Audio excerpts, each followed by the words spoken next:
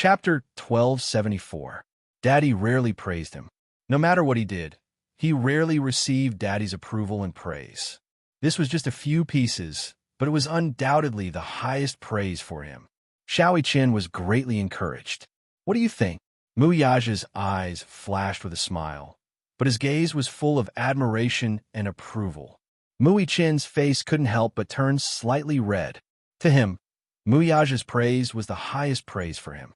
In his heart, he felt a little bit of a sense of accomplishment because he received Mu Yaja's approval. Daddy, this is what I should be doing. Protecting Mommy is also my responsibility, isn't it?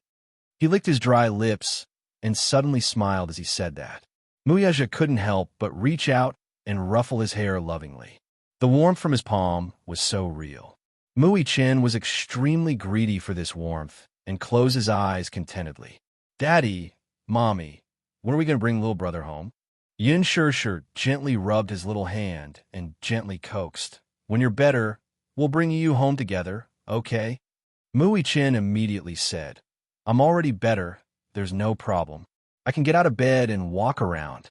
Yin Shirshir didn't know whether to laugh or cry. She reached out and scratched his upturned nose bridge with her finger. She rebuked, Little idiot, you're so badly injured. You should rest in bed for a few more days, okay? Mommy will accompany you. Mu Qin was a little happy. When he heard that Yin Shirshir wanted to accompany him, his face couldn't help but turn red. He was a little shy. At the same time, it was a dreamlike surprise. Growing up, he didn't lack for anything. Basically, no matter what he wanted, he could have it all with just a word. As the future successor of the Mu family, he was born with a golden spoon in his mouth.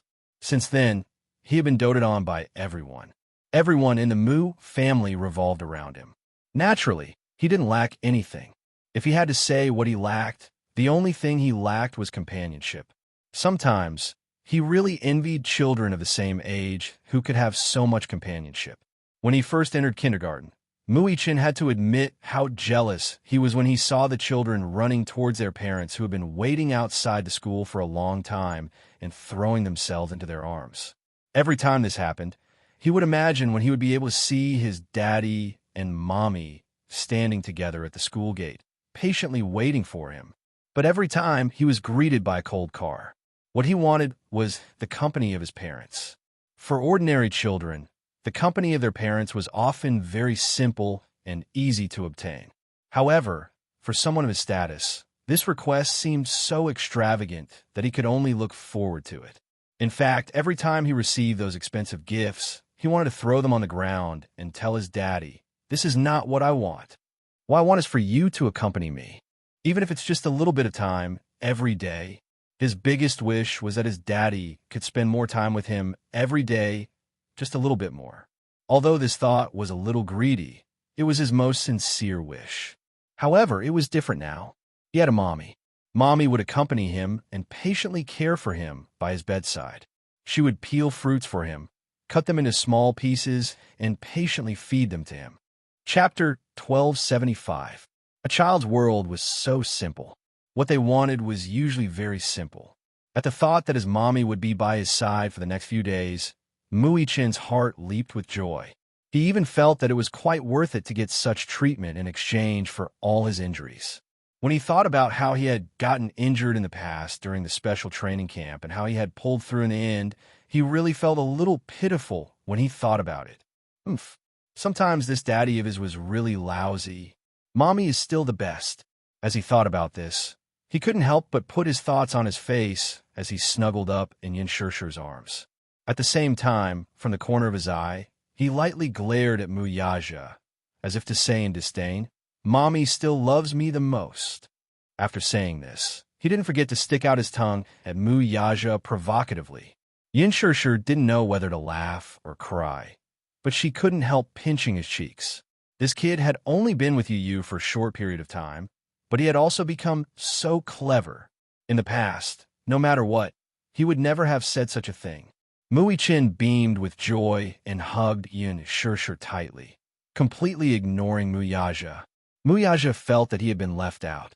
This kid, Mu Yaja chided in his heart, but in the end, from the bottom of his eyes, there was a rare doting and playful look that was rarely seen.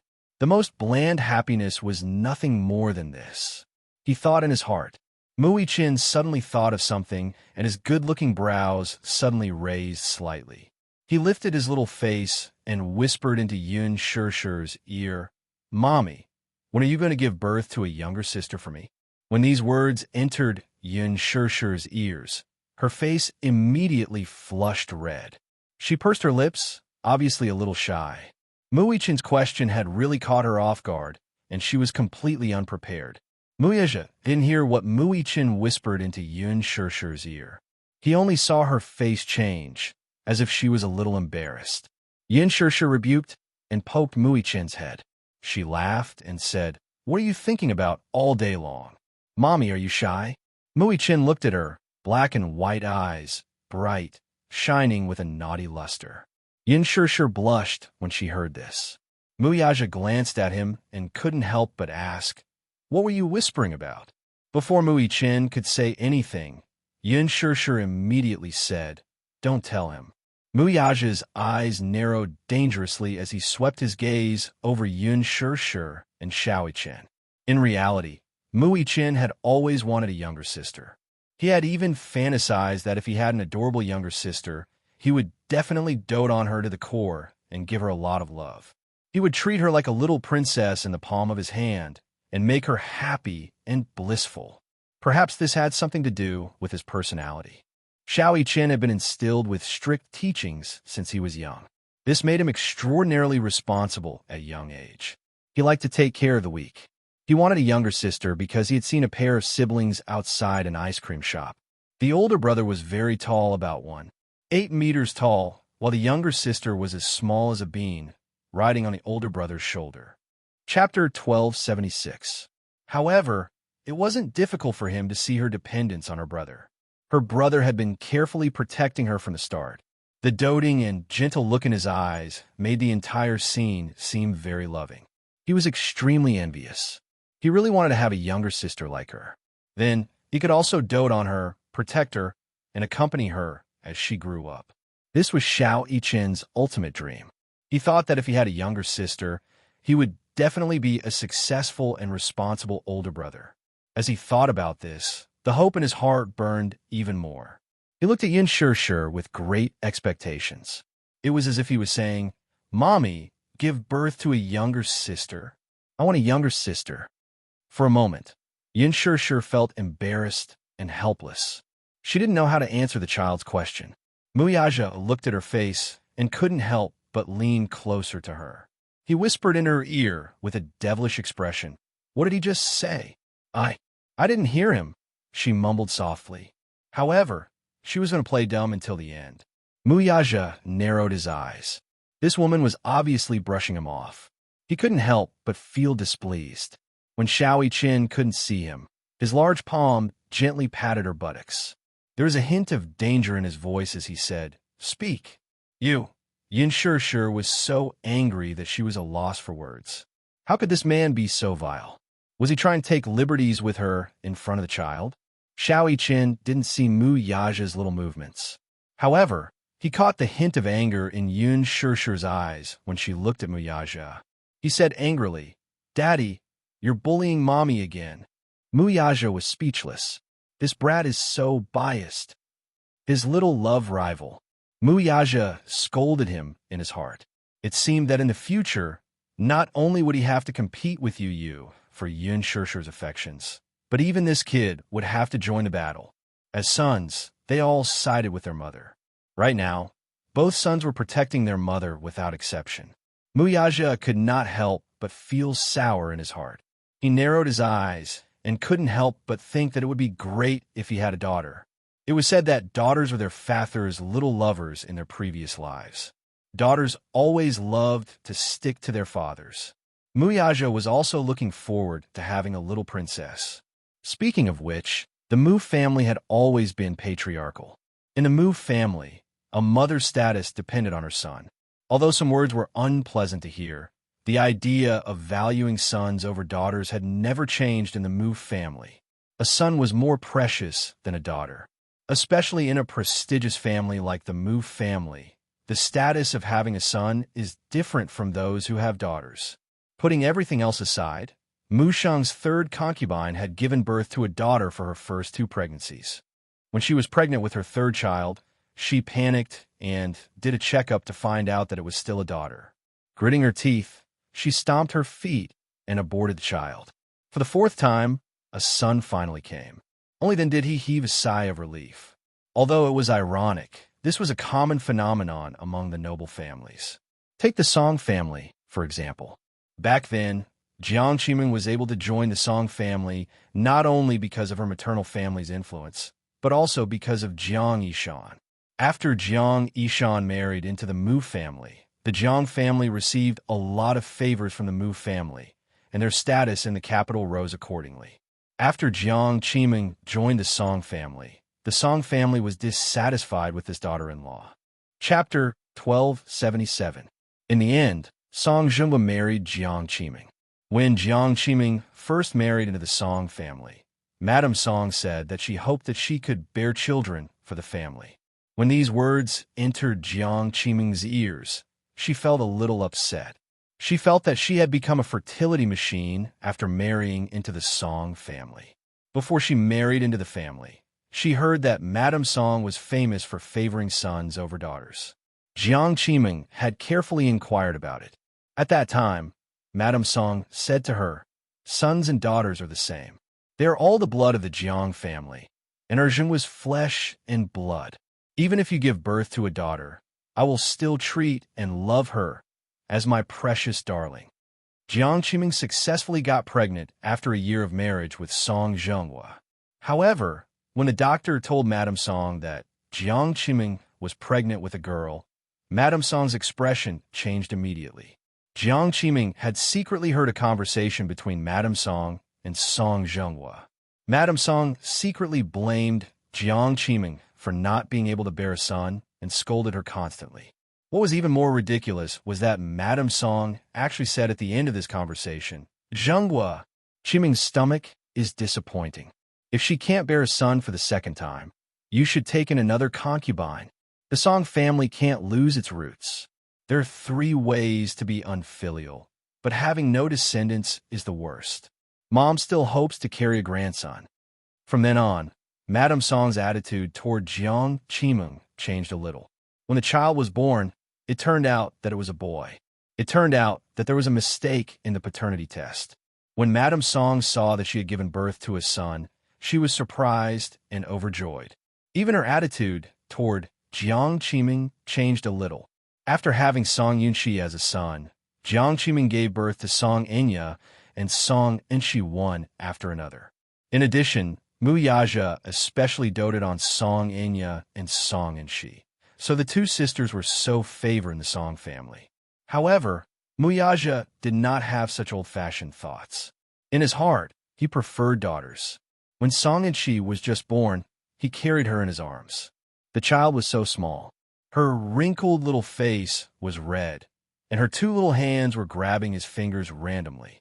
She held them in her mouth and nibbled on his fingers happily.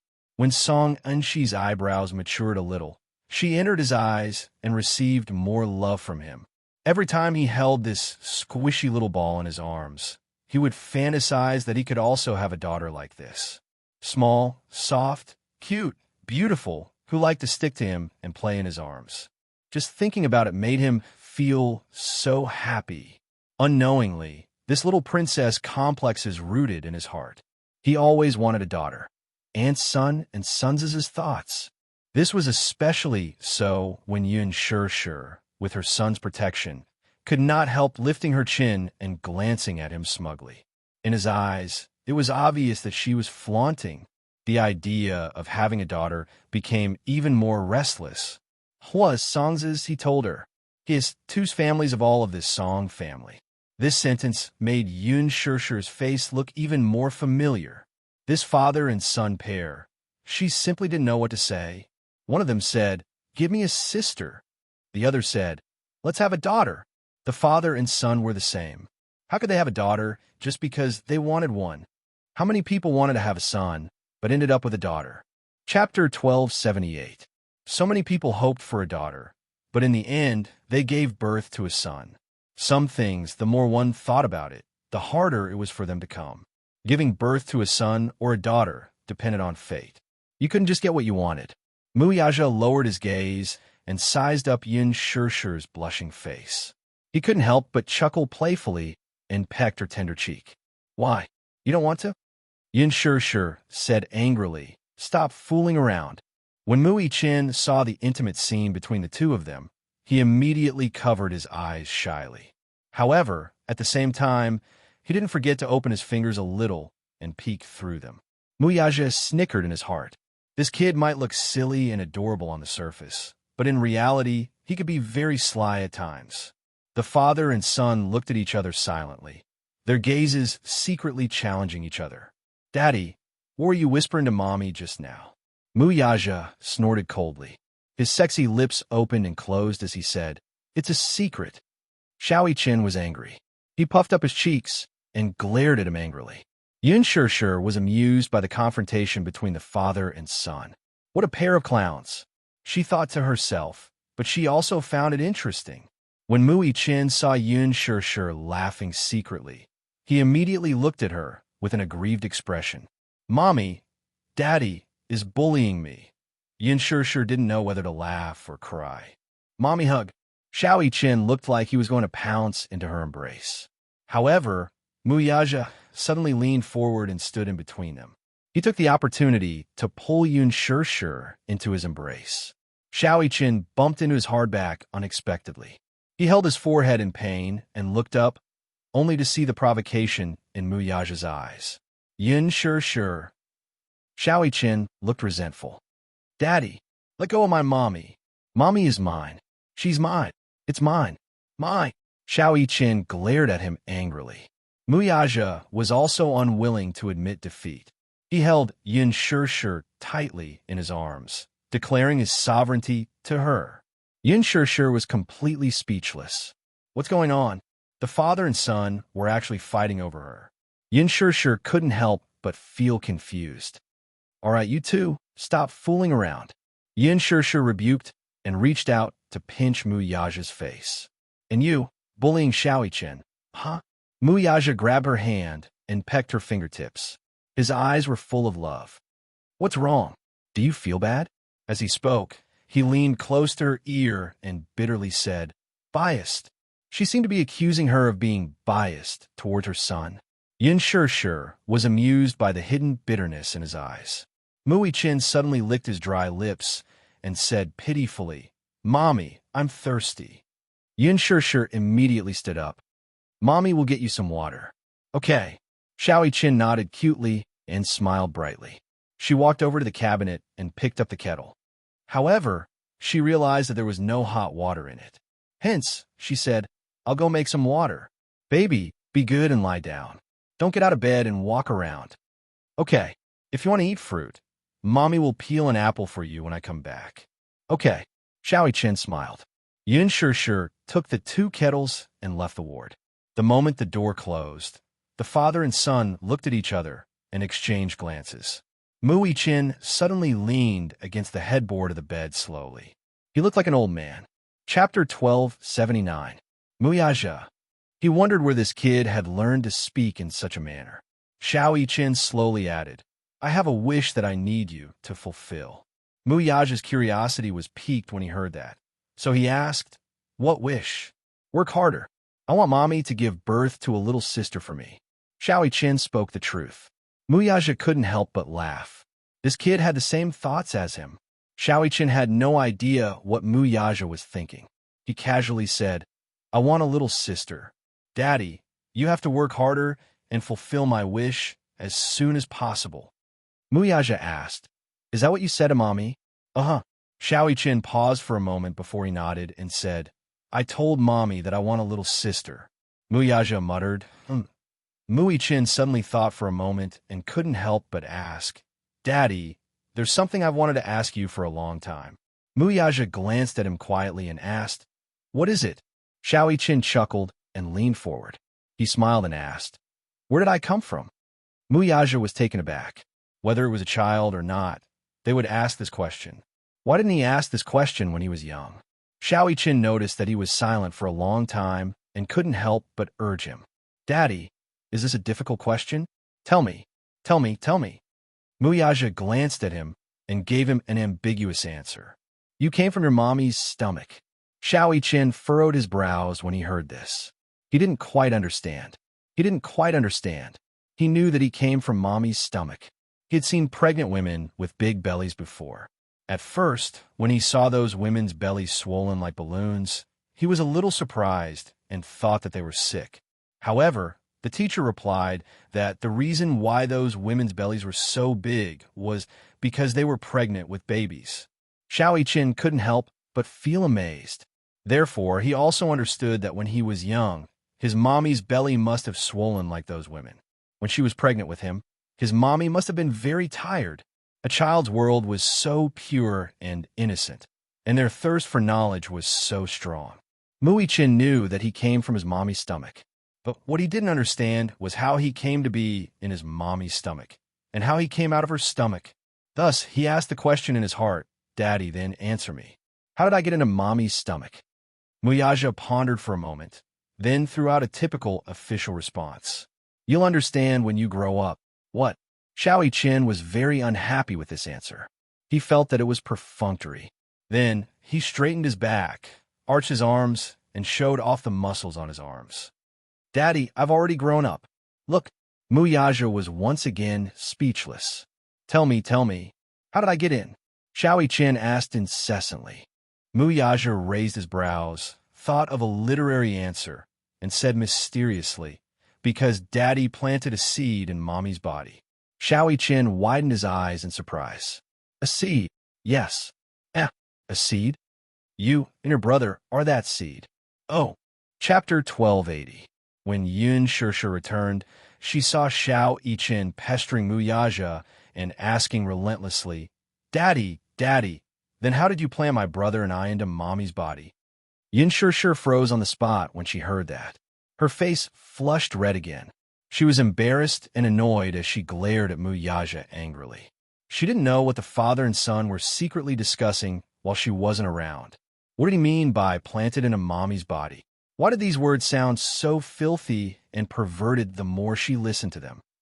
The father and son clearly didn't realize that Yin Shirshir had pushed open the door and walked in. They were still discussing a certain sacred topic. As Muyaja peeled an apple for him, he said mysteriously, You've been injected before, so you should know what it's like. Yes, I know. Xiao Qin nodded his head vigorously, his face full of curiosity. Muyaja said in a low voice, It went in just like that. Yin Shirshir. Xiao Qin widened his eyes in disbelief, but he still didn't quite understand. Daddy, I don't really understand. It's a needle used for injections. Could it be that Daddy also used a needle to inject the seed? Muyaja said impatiently, Figure out yourself. Oh, I understand now. Daddy, is it that syringe? Muyaja, Yun Shirshir, she was really a little flustered. Then, how did my brother and I come out of Mommy's body? Xiao Qin pestered him again, once again displaying his strong curiosity. The little guy was determined to get to the bottom of this. Muyaja glanced at him.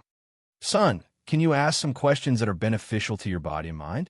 Isn't this a question that's beneficial to your body and mind? Xiao Qin retorted with a strange expression, leaving Muyaja speechless. Ahem. Yin Shirshir blushed. She clenched her fists and pretended to cough, instantly attracting the father and son's attention. She felt that if she didn't interrupt at the right time, who knew what this man was going to instill in his son? Oh my God, so embarrassing. What syringe? Injection? How could he answer like that? Xiao Qin turned his head and saw Yun Shirshir return to the ward with 2 bottles of hot water. He immediately said enthusiastically, Mommy, you're back. She gave him a gentle smile. Yes, Mommy, come back. Then, from the corner of her eye, she glared at Muichin. The latter sat calmly at the side, showing no signs of repentance. Yin Shirshir was even angrier when she saw this. Just as she sat down, Xiao Qin stuck to her and asked the question that was interrupted just now. Mommy, tell me, how did you and I come about? Yin Shirshir turned her head with a smile and pinched his tender little face. Why are you suddenly asking this question? I've been thinking about this question for a long time, but I still can't figure it out. How did I come about when Daddy and Mommy got together? Xiao Qian looked conflicted as he furrowed his brows. It looked like he had been troubled by this question for a long time. Muyaja looked at Yin Shishir with a teasing and mischievous gaze. His thin lips curled up slightly with a hint of playfulness. He also wanted to see how she would answer this question. Yin Shishir couldn't help but feel a little dazed. When she was young, she had asked her mother the same question. Chapter 1281. Her mother replied, "You are the product of Mommy and Daddy's love. Mommy and Daddy loved each other, and then they had you." When she reached puberty at the age of 12 or 13, she was still clueless about the relationship between men and women. Later on, she had biology classes in school. During class, she could still remember the shyness of the students when the teacher showed them the different biological structures of men and women. It was only during biology class that he realized that her arrival wasn't as simple as the crystallization of love. Hence, Yin Shishir explained to Xiao Qian, "Baby, have you seen a tadpole before?" Xiao Qian nodded and said, "Yes, I have. A tadpole is small, black, and has a long tail. It's very cute.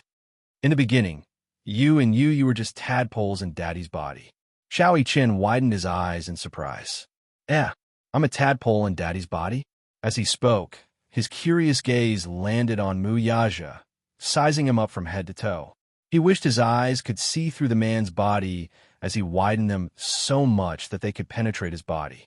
Muyaja was silent. This explanation was very good. It was very vivid. Yin Shishir continued to explain, after Mommy and Daddy got together, the tadpole in Daddy's body swam and swam and swam into Mommy's body. As soon as she finished speaking, Muyaja couldn't help but chuckle. Yin Shishir blushed and flew into a rage out of humiliation. She looked up and glared at him angrily. "May I ask if you have any objections to my explanation?" Muyaja regained his serious expression and said, "No." Yin Shishir covered her face in vexation. Belatedly, she also realized that her explanation was very dirty. However, in Xiao Qian's eyes, this process was extremely profound. Although he did not fully understand what she was saying, his impression of her became more vivid and intuitive after listening to her words. Yin Shishir used a metaphor to explain to him how the tadpole swam in her body, grew into a baby, and was finally born. At the end of the question, Xiao Qian was still very confused. "I more or less understand everything Mommy said. Xiao Qian is the best." Xiao Qian suddenly threw out a very thorny question. "The point is, am I not a little tadpole? What I don't understand is how I swam from Daddy's body to Mommy's body." Yin Shishir and Muyaja were stunned. It seemed that a child's thirst for knowledge could not be underestimated. From a certain point of view, it was extremely troublesome to answer a child's various questions perfectly. Even Mommy can't answer it. Xiao Qian pursed his lips and looked a little disappointed. Yin Shishir blushed with shame and said, "This." Muyaja flicked his finger at his forehead and said, "You won't understand even if I explain it to you. Little idiot." Xiao Qian held his forehead in pain and looked aggrieved. He stared at Muyaja anxiously and looked very hurt. "Daddy, are you bullying me? Are you bullying me because I'm stupid?" Puffed. Yin Shishir almost burst out laughing. Did this child have to be so honest? He was so adorable. "Mommy, you're laughing at me too," Xiao Qian complained, feeling wronged. Chapter 1282. Yin Shishir smiled and poured Xiao Qian a glass of water before placing it on the cupboard next to his hand. Xiao Qian took a sip the moment he received it.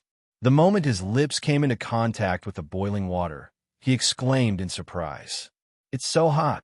Yin Shishir was shocked and quickly asked, "Are you scalded? Little idiot, can't you wait for the water to turn cold before drinking it?" Xiao Qian realized that his mommy seemed to be able to call him little idiot so smoothly. Was he really that stupid? Mui Qian looked into the distance with tears in his eyes. Lasagna tears. Xiao Qian was like a delicate flower. He blinked innocently and acted coquettishly at Yin Shishir. "It's scalded in my mouth. Mommy will blow on it." He seemed to have forgotten that during his survival training in the wild, when he was trapped in the snow with no food or water, he would directly grab the snow on the ground and stuff it into his mouth, let alone boiling water. However, when it came to Yin, he was no longer as imposing as before. Instead, he was as soft as a delicate flower bud, making people want to love him tenderly. Yin immediately cupped his face in her hands and gently blew on the corner of his scalded lips. "You're really scalded. Baby, does it hurt?" Yin heart ached. Muyaja chillingly said, "He's not that delicate." When Xiaoqian heard this, he felt even more wronged as he snuggled into Yin arms. At the same time, he shot a provocative look at Muyaja. Muyaja was furious. This brat was clearly provoking him. Yin glared at him. "Why don't you try getting scalded? You only know how to make sarcastic remarks." Muyaja was speechless. That's right. Daddy only knows how to make sarcastic remarks. He doesn't care about her at all. Oomph. Xiaoqian followed behind and fanned the flames. Muyaja's face turned completely cold. It was as if a layer of snow had covered his face in the middle of winter, chilling one to the bone. Suddenly, a series of slow footsteps came from outside the door. Then, the door of the ward was slowly pushed open. Mu Sheng, in his hospital gown, stood at the door. The moment the door was opened, the wind from the window blew into the huge ward and brushed against his clothes. With the wind blowing, his clothes fluttered, making him look even more frail and boneless. He narrowed his eyes slightly and looked in the direction of the hospital bed. The scene of the three people joyfully and harmoniously fell into his eyes. Mu Sheng looked at Yin unblinkingly. He did not dare to make a sound to disturb them. He only stood in a remote corner and watched quietly. He was content. He felt extremely guilty towards Yin from the bottom of his heart. This child, because of him, must have suffered a lot of grievances and hardships. If it wasn't for her, her life would have been very ordinary and peaceful. Now, however, because of him, she had suffered so much injustice. When he thought of this, he could not forgive himself. Don't even dream of getting her forgiveness. Xiaoqian raised his head and suddenly noticed someone standing at the door of the ward. He widened his eyes and was stunned when he saw Mu Sheng standing at the door. "Great master," he called out subconsciously. Yin was stunned. She could not help but follow his line of sight and look behind her. When she saw that it was Mu Sheng, her face turned cold in an instant. "Why are you here?" His voice was cold and distant. It was obvious that he was very resistant to his arrival. Chapter 1283. He rubbed his hands nervously and looked at her in shame. His old and haggard face could not hide the guilt he was feeling. I'm here to see the children. Is that okay?" He asked carefully. He had let go of all his arrogance and pride to appear so humble. His careful probing tone was as weak as a cicada's wing. Fear was written all over his face. He was afraid that she would heartlessly reject him. Yin looked at him coldly. Her eyes flickered and she took a deep breath, but she still took a step back. Sure, as an old man and Mu Yichen's great-grandfather, it was understandable that he wanted to come in to see the children. She had no right to stop him. Previously, her attitude towards him was all because when she saw him, she thought of the two children whose life and death were uncertain.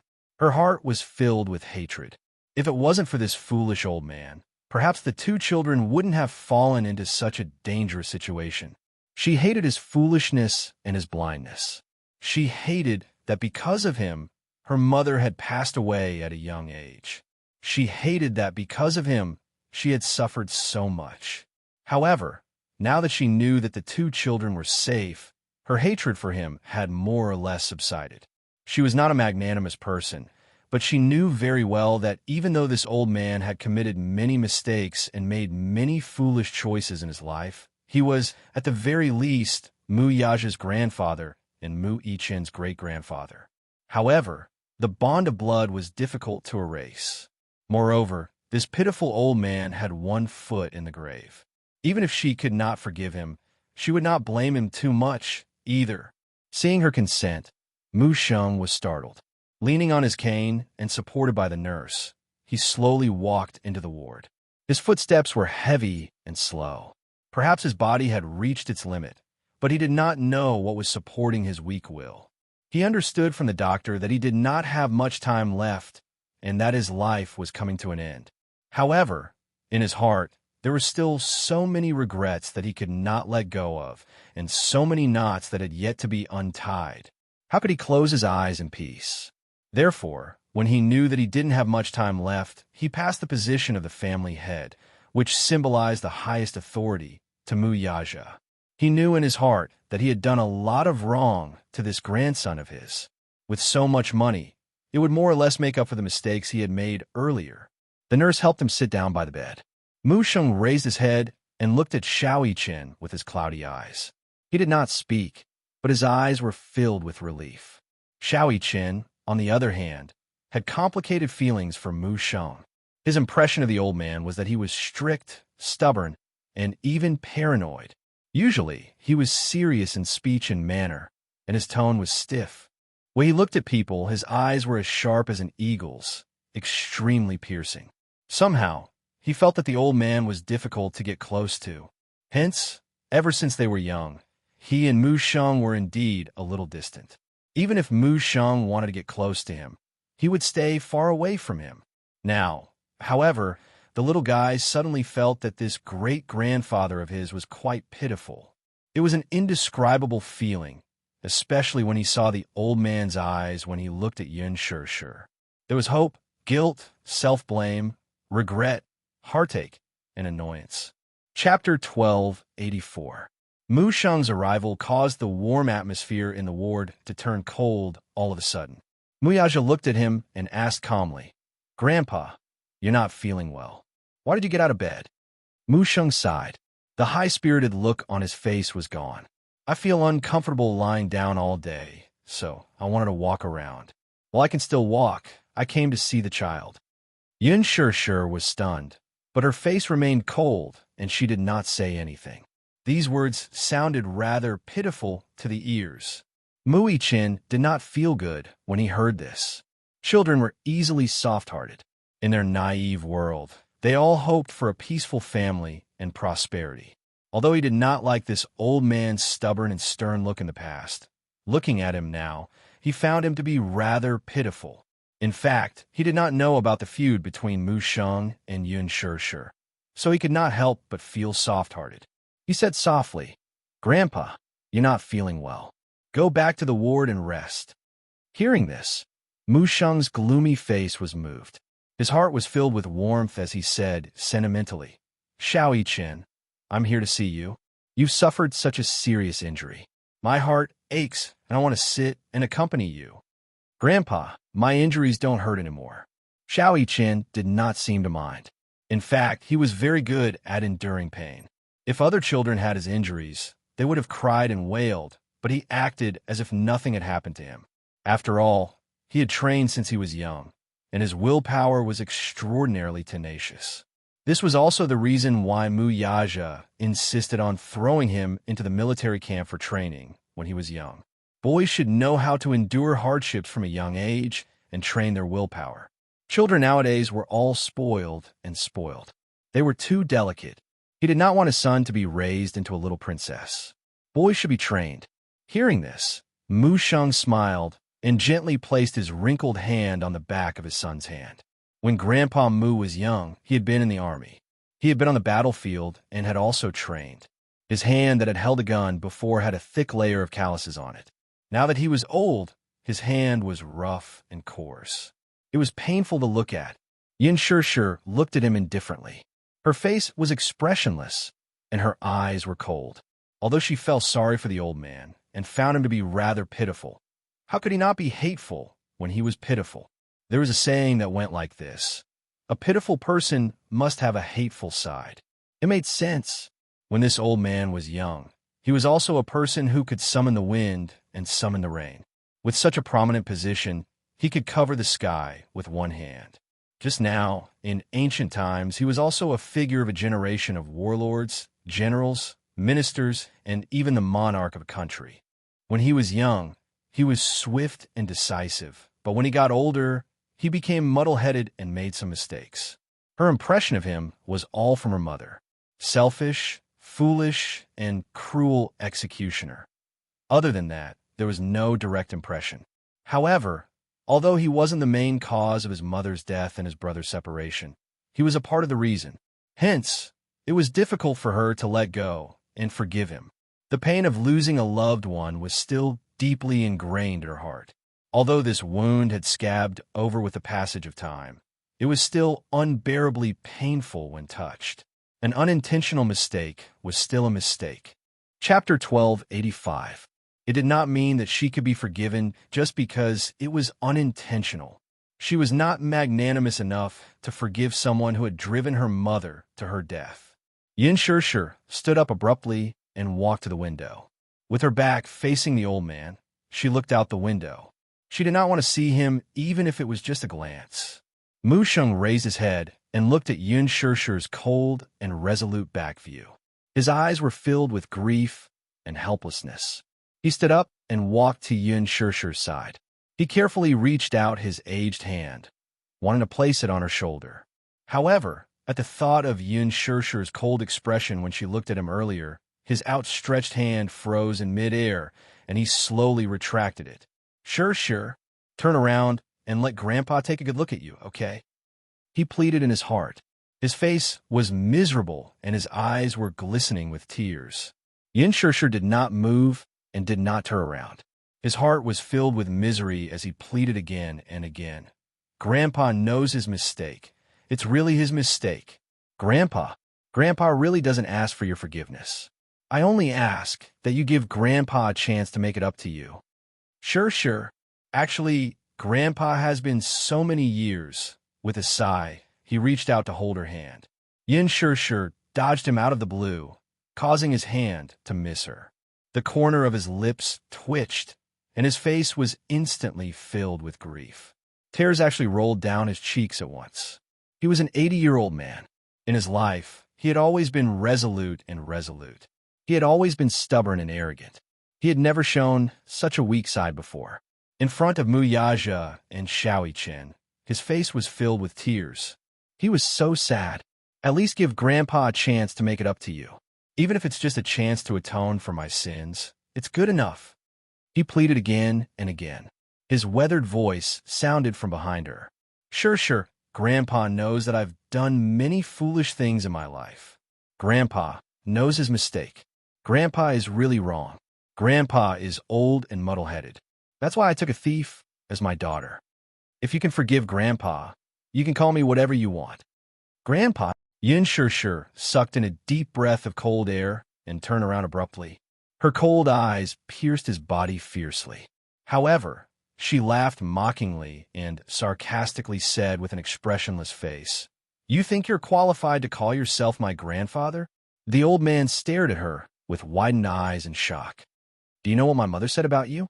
She suddenly smiled cruelly and her face turned cold.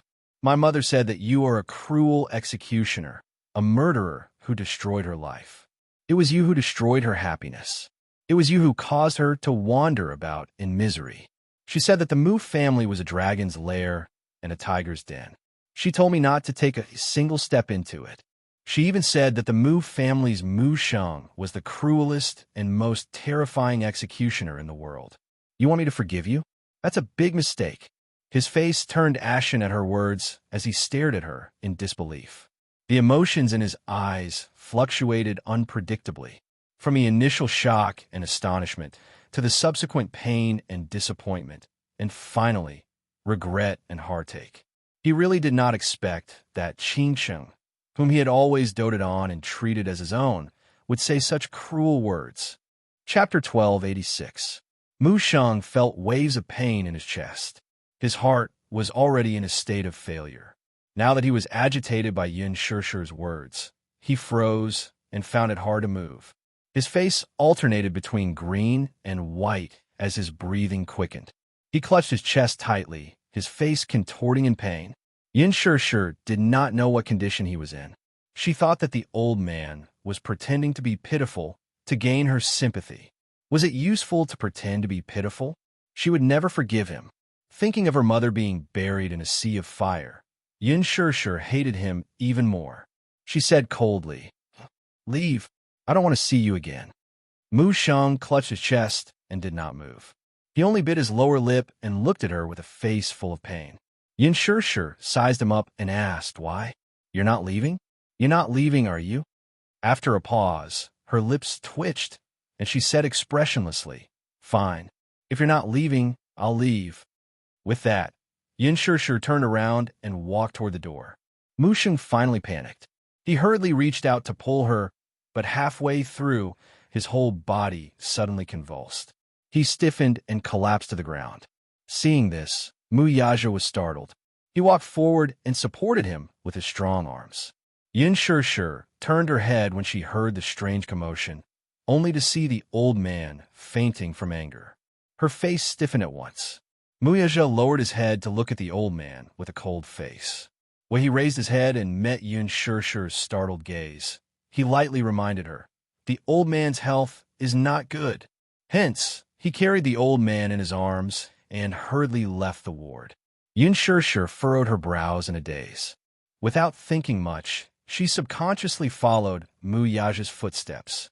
By the time they arrived, Mu Sheng had already been sent to the emergency room. The door was tightly shut, and Mu Yaja was sitting outside with a cigarette between his fingers. He was deep in thought with a frown. She slowly walked up. She seemed to have realized that the words she had said in front of the old man were too hurtful. For a moment, she felt a little vexed. Yin Shirshir lowered her head and leaned against him. She remained silent for a long time without saying a word. The lights in the operating theater were switched on for several hours. Mu Yaja was waiting outside the door. He was sitting on a bench with an icy expression on his face. Yin Shirshir sat at the side, and both of them were silent. After what felt like a century, Mu Yaja suddenly said, "I used to hate him as much as you do." Mu Sheng was once the man whom he hated to the core. Grandpa Mu was a traditional man. He was old-fashioned and dogmatic. He had done many things that made him gnash his teeth in anger. However, no matter how many mistakes he had made, the fortune and misfortune in his life were all related to him. His greatest fortune was to be able to meet Yin Shirshir. If not for Mu Sheng, he might have missed her in this lifetime. Regardless of whether it was right or wrong, everything seemed to be destined. Because of that, his hatred had already been diluted by quite a bit. Yin Shirshir did not understand the meaning behind his words. Just as she was stunned, the door to the operating theater suddenly opened. When the doctor saw Mu Yaja, he respectfully walked up to him. His tone was respectful, but his face was full of regret. Chapter 1287. Mu Yaja raised his eyebrows. The doctor continued, "Please prepare for his funeral. Anyway, he won't be out for more than a month. If you serve him well and take good care of him, he might be able to live a little longer." Got it. He was not surprised by this outcome. He knew very well that Mu Sheng's condition was terrible. He was struggling at death's door. Every day he lived was a day less. Yin Shirshir was secretly shocked when she heard this. She did not expect Mu Sheng's condition to be so bad that they had to prepare for his funeral. She walked into the ward in a daze and sat by the bed. Looking at the sickly Mu Sheng lying unconscious on the bed, her heart sank all of a sudden. A nurse suddenly rushed into the ward with something in her hand. She carefully walked up to Yin Shirshir when she saw her sitting by the bed. "Hello, this is something the patient left behind in the operating room. Please keep it for him." "Okay." Yin Shirshir reached out her hand in a daze. The nurse opened her palm and placed a jade pendant in her hand. Her eyes widened in shock when she saw it. This should be the patient's personal item. When he was sent to the operating room, he held it tightly in his hand. I spent a lot of effort to pry his hand off, but I didn't expect it to be a jade pendant. This jade pendant should be very important to him. With that, the nurse smiled politely and left the ward. Yin Shirshir held the jade pendant in her hand and carefully pinched it. The jade pendant fell into two halves. She carefully picked up one of the jade pendants and scrutinized it. Her heart skipped a beat. This was her mother's relic. It was her mother's personal jade pendant. She did not expect it to be one of a pair of jade pendants. The two jade pendants were a pair. They formed a small oval jade plate, and were evenly separated in the middle. Each jade pendant was in the shape of a crescent moon. They were exquisitely carved with beautiful hollow patterns and gold inlaid in the middle. One look, and one could tell that they had been baptized for a few years. On the surface, they looked a little weathered, but the quality was excellent. When she was young, she didn't know much about jade. She only knew that this jade pendant was always worn by her mother. But now, this jade pendant had been separated from her for more than 10 years, and in the end, it had returned to its rightful owner and returned to her hands. Yin Shishir could not help but feel a little absent-minded.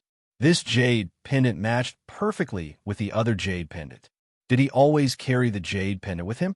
Even though he had fainted, he still held it tightly in his hand and refused to let go. What kind of obsession was this? Yin Shishir heard that Mu Sheng doted on Mu Qingsheng to the core. Now that she saw it, it was true. He had even put down his noble airs and humbled himself in front of her, begging for her forgiveness. She knew how important his mother was to him. Come to think of it, he also knew that he didn't have much time left. Perhaps he had some kind of obsession and didn't want to leave this world with regrets. Yin Shishir furrowed her brows. Her eyes were filled with emotions, and her expression was complicated. Xiao Yiqin walked to the door of the ward and saw Yin Shishir maintaining the same posture as she looked down at Mu Sheng, who was lying on the bed. His heart suddenly felt uncomfortable. He walked behind her, reached out his hand, and gently hugged her shoulder. Mom, Chapter 1288. I heard from Daddy that Grandpa's condition isn't too good, so I'm here to visit him. Yin Shishir hugged him in her arms and gently kissed his forehead. Xiao Yiqin said, Mommy, let's take a family photo when little brother comes home. Okay? He paused for a moment before adding, let's take a family photo with great-grandpa. Yin Shishir was stunned, but Mu Yiqin continued, that's because great-grandpa told me that his biggest wish is to take a family photo while he's still alive. She was silent for a moment before her lips curled into a smile. Okay. After 2 days of recuperation, Yin Tianyu's body had regained some of its vitality. Other than the wound on his shoulder, which was caused by the animal trap, which was a little serious, there were no other major issues. The Zhao family's funeral was over. Ever since they returned from the funeral, Li Ru had been busy. After the funeral, the family did not have much savings left. Li Ru often sat in front of the coffin with a face full of worry. In the middle of the night, she would often hold the only photo Zhao Xiangjuan had left behind and cry her eyes out. She really could not understand how a living person could pass away just like that. Zhao Linghua and Lil Pi, who were originally lively, had also become depressed, especially Lingling. Ever since she came back from the funeral, she had been sitting alone in Zhao Xiangjuan's room, hugging Zhao Xiangjuan's belongings with a dull expression. Yu got off the bed and walked to the window. Suddenly, he heard some movement. He put on a jacket and saw a few children running toward a place. Lingling, come quickly. A child ran into the house and pulled Zhao Linghua, who was working by the hand. She said excitedly, Lingling, let's go and see. There are a few beautiful cars in the village. It's so rare. Let's go take a look. No, I still have work to do. Lingling was still a little sullen. The child, however, did not allow her to explain and shouted, You can do your work when you're back. Let's go see something rare. As she said that, she pulled Lingling and ran out of the house. Yu stood in the courtyard with his brows slightly furrowed. Vermilion Bird walked up to him and said, Director Yin, the Mu family is here to take you back. Yu and Vermilion Bird walked out of the house. Just as they reached the entrance of the village, they saw a group of villagers crowded around it. Everyone's eyes were filled with admiration and reverence as they looked at the row of luxurious cars parked at the entrance of the village. Everyone raised their heads and kept squeezing forward just to get a closer look at the cars that they could only see on TV and see what they looked like. To the villagers of Anyang Village, a car was a very rare thing. The villagers had never even seen an ordinary car before, let alone a Jeep or a Mercedes-Benz. It could be seen how backward Anyang Village was in the backwater. A row of cars was parked at the entrance of the village, led by a black Hummer. Its streamlined body and beautiful appearance attracted everyone's attention. The person sitting in that car must be a big boss. I've been to the city and seen cars like that. Only big bosses can afford to sit in such cars. Everyone could not hide the envy in their eyes. Chapter 1289. Especially those unmarried girls in the village. When they saw him, all of them blushed and looked at him in amazement. Oh my God, this man is so handsome, just like the celebrities on TV. So handsome. Who is this man? Why did he come to our village? Look, is he looking in my direction? Don't be so smug. Muyaja was dressed in a casual suit, looking neat and tidy. One look, and one could tell that he was either rich or respectable. Everyone guessed that this man must be a big boss from the city. Looking at his attire and his elegant and extraordinary temperament, it was obvious that he came from a wealthy family. How could an ordinary person have such an extraordinary temperament? Even though they were separated by a distance, the man's tall and handsome facial features, as well as his cold and noble aura, could not help but be deeply shocked even though they were dozens of meters away. There was an invisible air of nobility around this man. He was like a proud dragon that made people involuntarily submit to him. Such a person, no matter where he appeared, was like a god that could not be ignored. Zhao Linghua was also shocked by the man's handsome and tall figure. Growing up in the countryside, she had seen many dark-skinned, stocky men, but it was rare to see someone who was even more dazzling than the celebrities on TV. He was as elegant as a high and mighty prince. Ling Ling had never seen such a good-looking person. Even if it was just a glance, she could not shift her gaze away from him. Suddenly, her gaze fell on a man's face, and she could not help but frown slightly. She felt that this man's eyebrows were somewhat familiar. Yu, that little brother? Ling Ling was shocked. This man looked so much like little brother, especially that pair of eyes. They were very similar. At this moment, another woman came out of the car. She was wearing a black dress. It was graceful and elegant, beautiful and refined. Although it was an ordinary dress, it made her look extremely elegant and noble. She had an elegant temperament. Everyone was shocked again. The woman in front of them seemed to be made of jade. She was exquisitely carved, delicate like a porcelain doll. Her skin was so delicate and white. Her face was flawless like white jade. Her facial features were exquisite beyond compare. She was pure and beautiful. So beautiful. This woman is really beautiful. Look at her skin. It's so white and smooth. It's as beautiful as jade. Her hair is so long and black, just like satin. Her eyes are so beautiful. Just one look and my soul is about to be taken away by them. The girls in the city are really different. They take such good care of themselves. The villagers exclaimed one after another.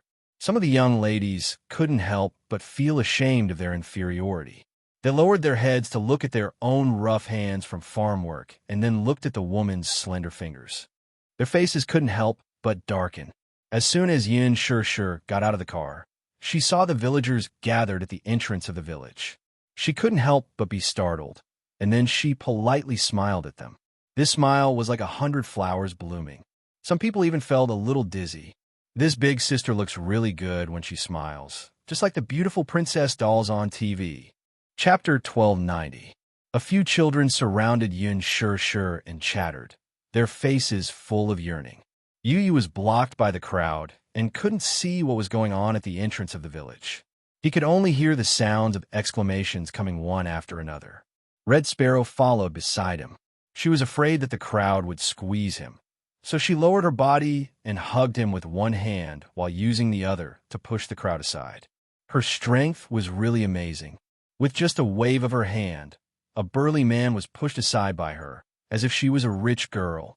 The man almost fell over.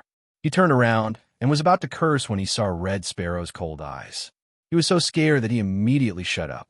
Red Sparrow was very tall at 8 meters and had an extremely domineering aura.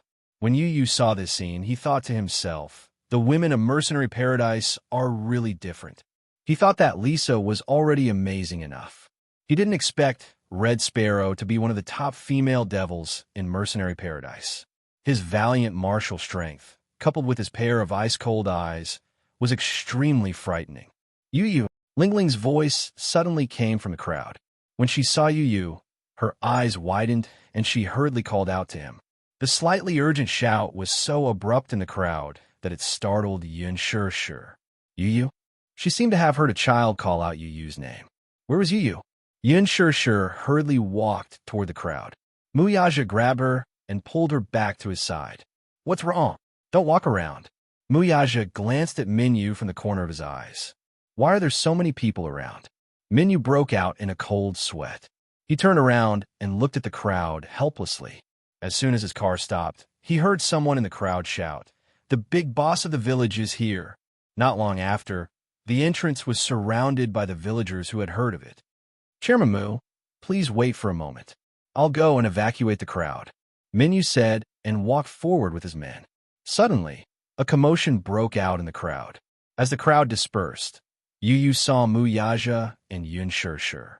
She was surprised and shouted, "Daddy, Mommy." When Yun Shir heard the voice, she looked in the direction of the voice. When she saw Yu in Zhu Kei's arms, her expression changed, and she walked towards him with a smile. Muyaja also saw Yu. He gently pushed aside the people in front of him and walked towards Zhu Quebec. Everyone was dumbstruck. When they regained their senses, the picturesque beauty had already hugged the child tightly in her arms. The man who looked unapproachable also walked over. He reached out and took the child from the woman's arms. Only then did everyone realize that these two people were the child's parents. Everyone was surprised. What young father and mother. This woman looked so young. She was probably in her early 20s. She was so delicate that if it weren't for her mature appearance, one would think that she was a high school student who had just graduated. Then, look at this man. It was no wonder that this child was born with such an exquisite and handsome appearance. He had an elegant and noble temperament. It turned out that he had inherited his father's deep facial features and noble temperament. Chapter 1291. As for the other ladies, they began to feel jealous of Yun Shir. She was young and beautiful, had such a handsome and wealthy husband, and had such a handsome and adorable son. She could be said to be a winner in life. Why didn't they have such a good opportunity? As for the men, they looked at each other. Daddy, Mommy? It was the first time that the villagers heard such a westernized term. This person from the city was indeed different. In the main hall of the Zhao family, Li Ru sat uneasily in her seat as she looked at the man and woman in front of her who were dressed in bright and beautiful clothes. She seemed to be a little restless. Lingling and Lil P were nestled next to her.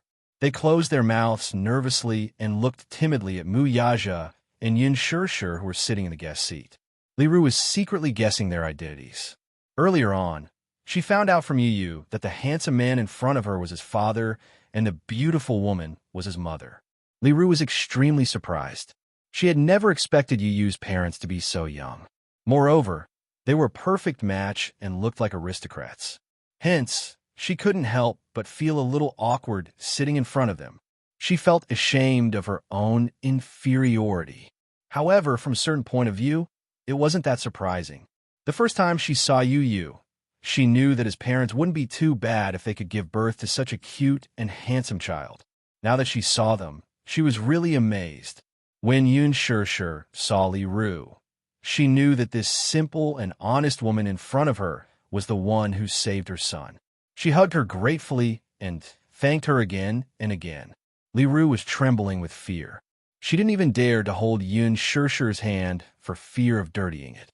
Yun Shir didn't know what she was thinking. She held her hand and smiled gently.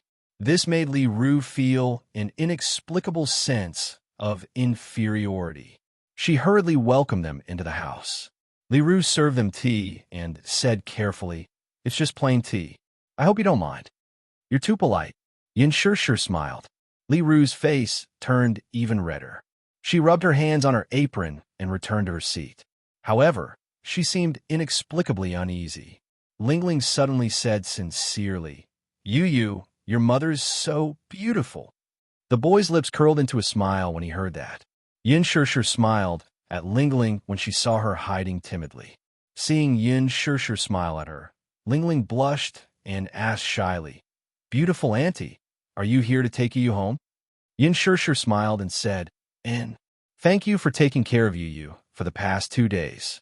Today, I'm here to bring you home. Lingling suddenly felt a little reluctant to part with him. At the side, Dowdu suddenly said sarcastically, "Humph, he was a jinx. If it wasn't for him, Father wouldn't have died. He was the one who caused Father's death." As soon as he finished speaking, the boy's expression changed.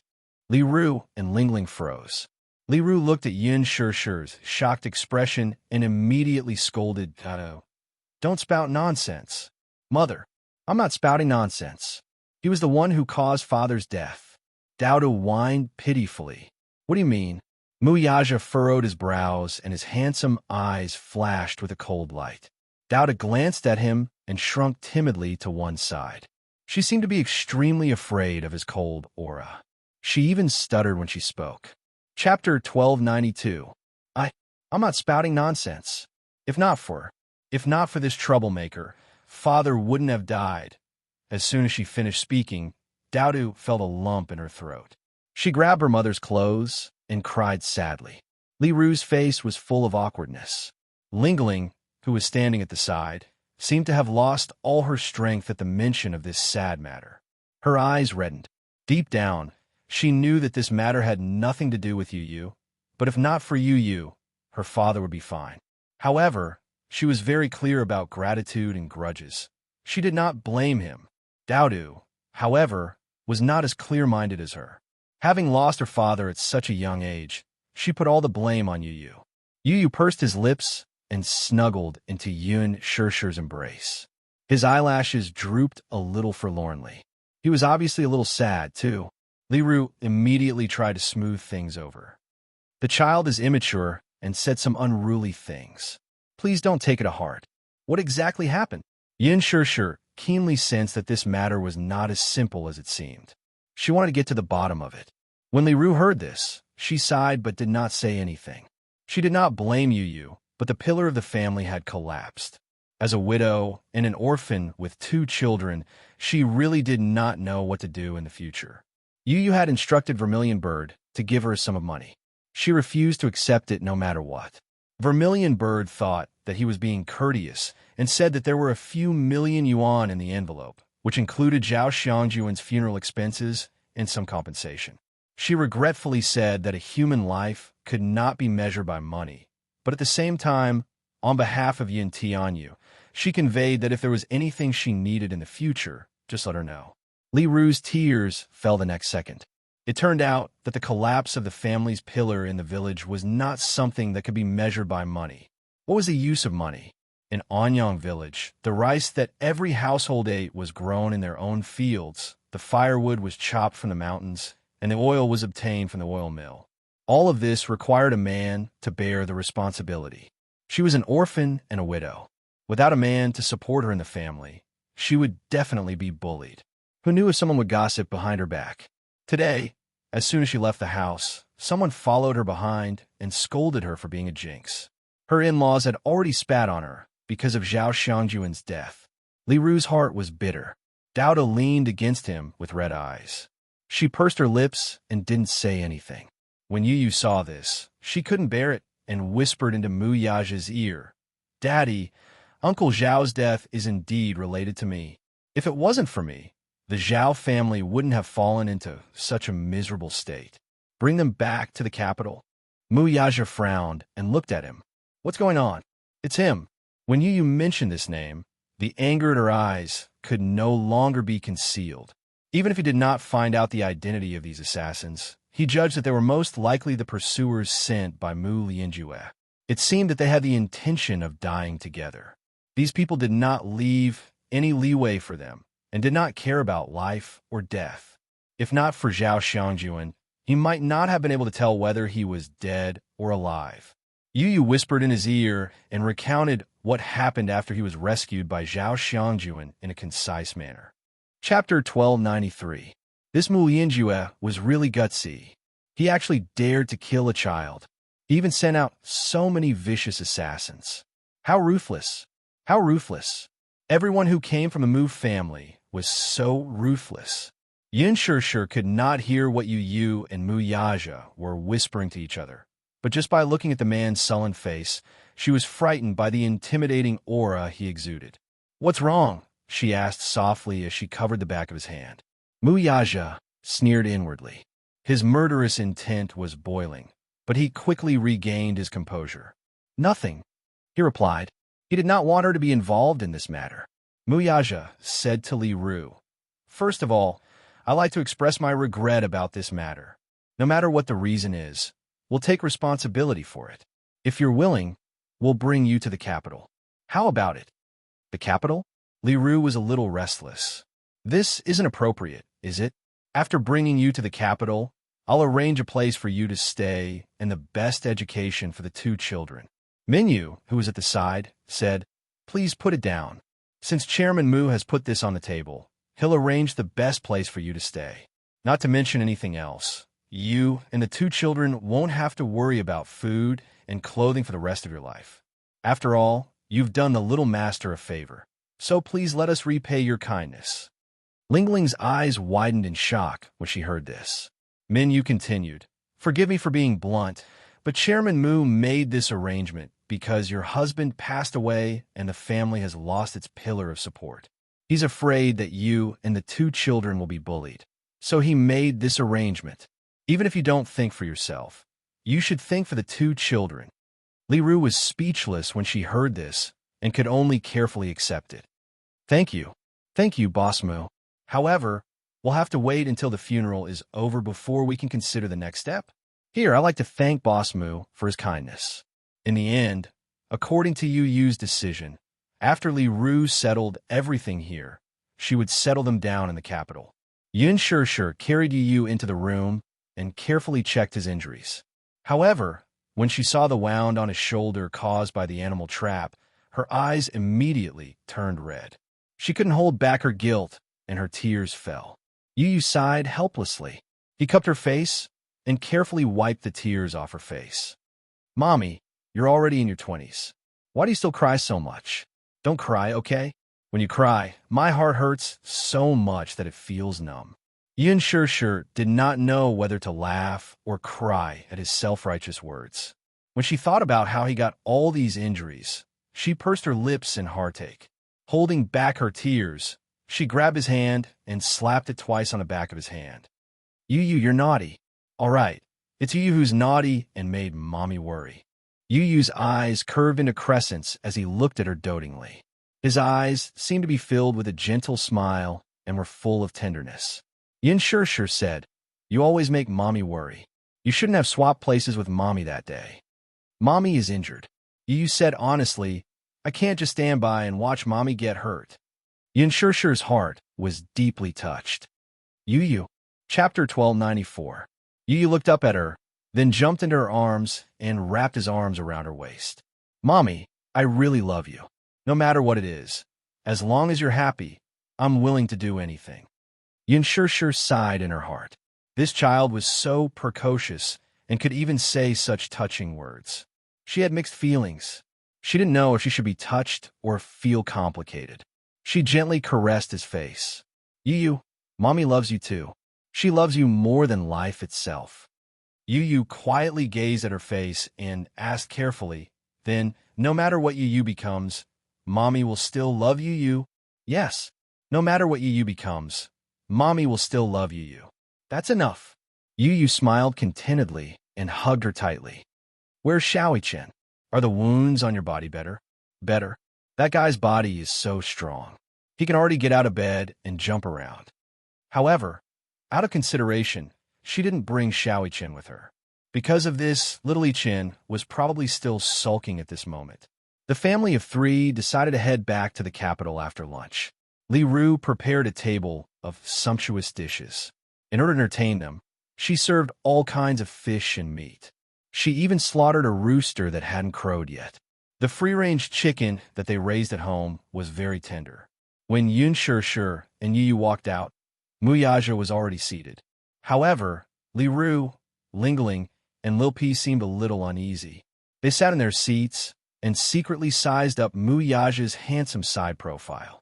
Lingling carefully sized up Muyaja. In her heart, she was a little envious of Yu Yu. Yu Yu's father was so handsome. He sat expressionlessly on the wooden bench. His back was straight and his whole body was cold and solemn. There was an indescribable aura around him, and he exuded the aura of a famous aristocrat. Even in such a shabby and backward setting, it was difficult to conceal his noble and cold aura. Li Ru looked at him and sighed in her heart. Indeed, one could not compare with another. Some people were blessed by the heavens. After Muyaja sat down, Lingling and Daodu became much more restrained. He raised his hand slightly and took a sip of tea. Lingling was so scared that she didn't dare to move. She stared at him until he put down the teacup. Only then did she carefully take a sip of tea. Yin sure, and you also sat down. However, since Muyaja didn't say anything and didn't move his chopsticks, the others didn't dare to move. Yin sure glanced at everyone's expressions and knew that Muyaja's aura was too strong, causing them to tremble in fear. Hence, she said to Muyaja, "You seem to have scared the two children." The moment she spoke, it startled him. Muyaja was originally thinking about something, but after being reminded by Yin sure, he raised his head and looked at Li Ru and the two children on the table. He looked a little cautious. Yin sure smiled and said, "Sister Li, the three children are hungry. Don't just wait. Let's eat, or the dishes will get cold." Li Ru asked carefully, "Boss Mu seems to be dissatisfied with the dishes." "Huh? Is it because you're used to eating luxurious food and eating exotic delicacies that you can't find any dishes to your liking in this countryside?" Chapter 1295. No, he's not a picky eater. Don't judge him by his looks. He's always been like this. He doesn't like to talk and doesn't smile. After a pause, she said helplessly, "Look, big sisterly. There's so much food on the table. It'll be a waste if we can't finish it all." With that, Yin sure glared at Muyaja. Muyaja smiled and said, "Big sisterly, don't be so busy. Let the children eat. I was just distracted. I didn't mean anything else." With that, Muyaja picked up a drumstick for Lingling and Lil P. Then, he picked up a few pieces of chicken and placed them in Yin sure and Yu's bowls. Li Ru was flattered by Muyaja calling her big sisterly. When she saw him put the drumsticks in Lingling and Lil P's bowls, she became even more nervous. She pinched the corner of her shirt and said nervously, "Boss Mu, can you give you one of these drumsticks?" Lingling stared at the drumstick in her bowl. Her mouth was gluttonous. Just as she was about to pick it up with her chopsticks and take a bite, Li Ru glared at her. She immediately stopped moving and pursed her lips in embarrassment. She knew that Li Ru wanted to save the drumstick for Yu. Yin sure smiled and tried to ease the atmosphere. "Big sisterly, what are you doing? Look at how scared the children are. If the children like drumsticks, let them have them. Our Yu doesn't like drumsticks." Yu quickly added, "Auntie, I really don't like drumsticks. Let Lingling have them." "That's right. Big sisterly, let's not be so polite. You treat us as family. If you're so polite, we'll feel uncomfortable," Yin sure said helplessly. Only then did Li Ru nod and let out a few simple and honest laughs. Muyaja interacted with Lingling and Lil P from time to time. Although his tone was cold, his gaze was gentler. Every time Lingling spoke to him, her face would turn red. This uncle is so handsome, especially those eyes. They were deep and mesmerizing, with long eyelashes. When he spoke, the corners of his eyes were slightly curved, revealing a playful and devilish charm, which really made her heart jump. Li Ru was even more flattered. She had heard from the villagers that the man's appearance today was very impressive. She then recalled what the man's assistant had said to them. He had even said that they would not have to worry about food and clothing for the rest of their lives. Then how powerful must this man be? He must be a big boss with a good net worth. Eating at the same table as the big boss, it was inevitable that she would feel reserved. Muyaja took a sip of the chicken soup. Li Ru had specially stewed chicken soup for Yu. The chicken soup tasted pretty good, so Muyaja scooped up another spoonful and sent it into Yu's mouth. He didn't forget to carefully blow on it and dip it in. When he was sure it was cold, he fed it to him. Yu drank a mouthful happily. Muyaja raised his eyebrows. "Is it good?" "Yes, it's good. Auntie's cooking is amazing." Yu was not stingy with his praise. Li Ru blushed and tried to avoid it. Muyaja scooped up another spoonful of soup and fed it to Yu. Yin sure looked at this scene and suddenly felt a little dazed.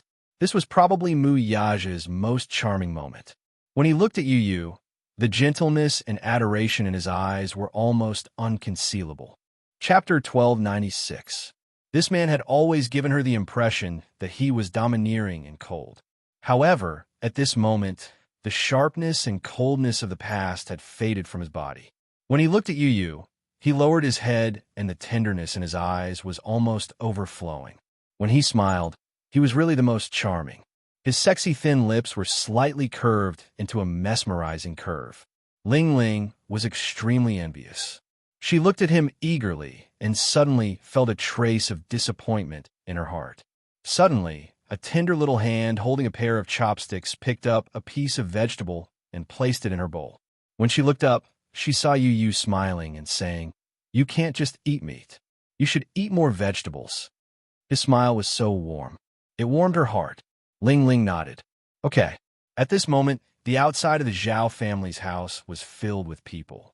Many people were asking about the young couple's background. After dinner, they sat and chatted for a while before Mu Yaja decided to leave. Li Ru politely asked him to stay. "Don't you want to stay for a while longer?" Mu Yaja said, "I won't take up any more of your time.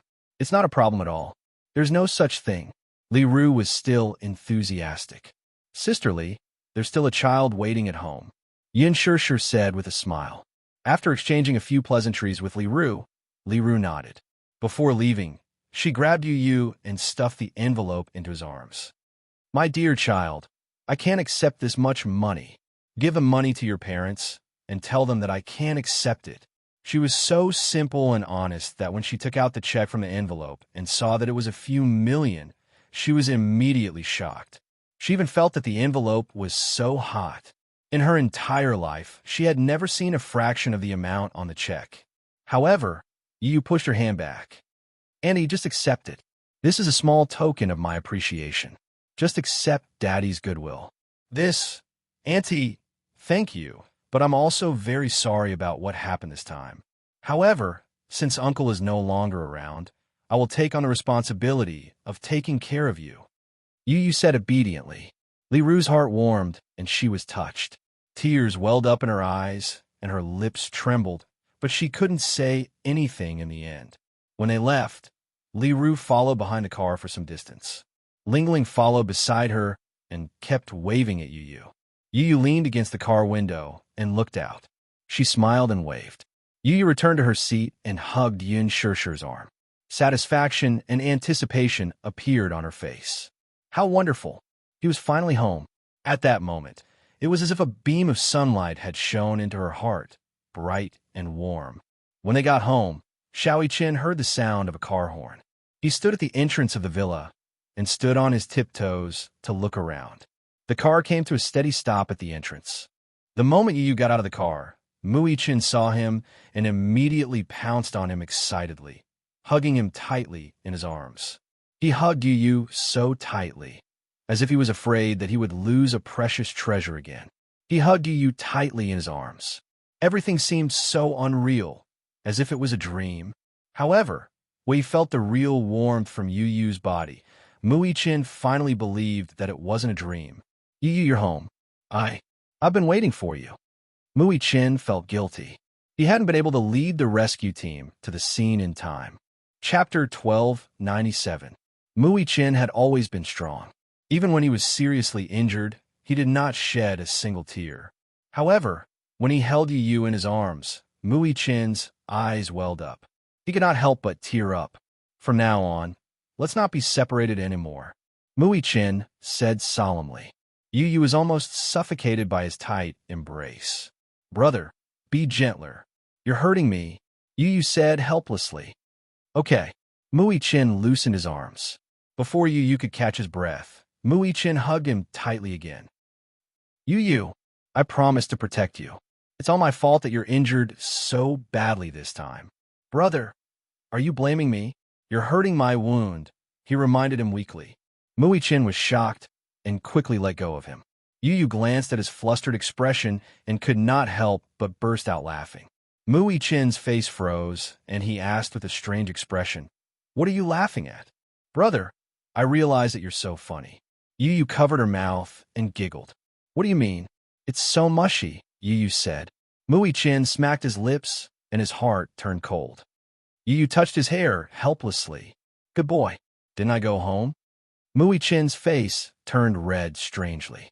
However, he was greedy for the warmth of Yu's palm and smiled. Yin Shir and Mu Yaja walked over. When they saw the affectionate look on the two little guys' faces, they looked at each other. Why are you so lovey-dovey? Yin Shir couldn't help but tease. She felt gratified to see that the two little guys had such a good relationship. He could still remember how Yu had rejected Mui Chin when the two of them had first met. They were not close to each other at all. Now that the relationship between the two brothers was so good, she felt a lot more relieved. Yu could only rub his forehead helplessly at her teasing. However, he heard Yin Shir say, Shaoi Chin, you looked like a woman in ancient times who longed for her husband to come home. Mu Yaja added the amethyst stone. Yin Shir immediately agreed. Yes, the amethyst stone. Shaoi Chin didn't know what the amarok was. Yu, who was standing at the side, understood. Her face froze for a moment, and she said angrily, Mommy. He pouted and pretended to be angry. Shaoi Chin didn't understand. Yu, what does Mommy mean by the amethyst stone? Yu said seriously, You don't understand. Don't ask. Mui Chin pouted dejectedly. Yin Shir was even more amused. She went forward and hugged the two children. These two babies were so funny. She secretly laughed in her heart and couldn't help but reach out to scratch Mui Chin's nose. Yu and Mui Chin looked at each other and smiled. When they got home, Yin Shir specially cooked a sumptuous dinner for the two children. She hadn't cooked for a long time, so her culinary skills were a little rusty. Naturally, she couldn't compare to Yu's culinary skills. However, she put in a lot of effort, and the taste was not bad. Compared to before, her culinary skills had improved. Mui Chin was full of expectations for Yin Shir's culinary skills. When the dishes were served on the table, he couldn't wait to taste them. Then, he raised his eyebrows in approval. Mommy's culinary skills are amazing. Really? Then eat more. Yin Shir was encouraged. Mu Yaja, who was standing at the side, didn't hold back and said, It's just passable. Chapter 1298. Upon hearing that, Yu crossed his arms in dissatisfaction and glared at him. Daddy, I'll give you another chance to reevaluate this. The threat in his eyes was indescribable. Mu Yaja replied without batting an eyelid. It's not bad. Yin Shir, Mui Chin, Yu felt much better upon hearing that, and his expression softened a little. He held the bowl in his hands. The rice in the bowl was warm and tasty. He suddenly felt that this happiness was not easy to come by. It was probably because he had gone through hardships that he knew how precious a peaceful happiness was. After dinner, Mui Chin pulled Yu to his room. He had a lot of questions to ask him. Yu gave him a brief overview of what had happened in the past 2 days. Mui Chin, on the other hand, was shocked by what he heard. When he learned that Mu Yinjue had sent people to hunt him down, he clenched his fists in anger. That Mu Yinjue is too despicable. He's just like a clown. He probably knows that he's lost, so he needs to jump around a little before he can feel at ease. Yu snorted coldly. D***. Mui Chin was so angry that he was at a loss for words. He could not wait to tear him into pieces with his own hands. Yu dialed Lee Hamlin's number. When the call got through, the latter thanked the heavens and expressed his relief when he learned that he had returned home. Director Yin, you're back. I was so worried. Lee Hamlin was really scared out of his wits by what had happened to him. Yu replied faintly, I've troubled you with a lot of things during my absence. Director Yin, these are all part of my job. There's no trouble at all. After a pause, Lee Hamlin probed cautiously. Director Yin, is it convenient for you to make a trip to the office now? Why? There's something urgent waiting for you to settle. It's not convenient for me now. Ugh, Yu frowned slightly. Judging from Lee Hamlin's tone, it seemed like there was indeed something important. He thought for a moment and decided to make a trip to the company. Hence, he went to look for Mu Yaja and bluntly explained the reason. Daddy, I'm going to the company. I need you to cover for me, okay? He asked. Mu Yaja frowned. You've just returned home and you're still injured. What are you planning to do? Something important. Yu emphasized, but I don't want mommy to know about my identity for the time being. So, if necessary, I need you to cover for me. Muyaja pondered for a moment. All right, I'll send you to the entrance of the company, but it can't take too long. All right. Hence, Muyaja covered up for Yu. He said that the child had returned and was craving for desserts from the famous shop in the city center. Yin sure wanted to go with him. However, Muyaja asked her to stay at home and accompany Xiaoqian. Xiaoqian was still injured and needed a rest. He could not move around too much, so Yin sure agreed. Muyaja successfully covered for him and sent him to Leji's headquarters. Yu asked him to wait for him outside the company and to call him when he arrived. Muyaja smiled and teased. Can I enter your company, Director Yin? Of course. After all, there are some business secrets that I can't let you know. Yu pretended to be arrogant and crossed his arms. Muyaja ruffled his hair. Go ahead. I'll wait for your call. Okay. Chapter 1299. As soon as Yu entered the office, he saw Gong Jie standing in front of the window. He was wearing a snow-white military suit, which made him look tall and slender. He stood in front of the window, expressionlessly with a cigar in his hand. He seemed to have been waiting for him for a long time. Li Hanlin saw him and went up to him. President Yin, you're here. Yes, what's the matter? Yu asked. Li Hanlin raised his head with a complicated expression and looked in the direction of Gong Jie.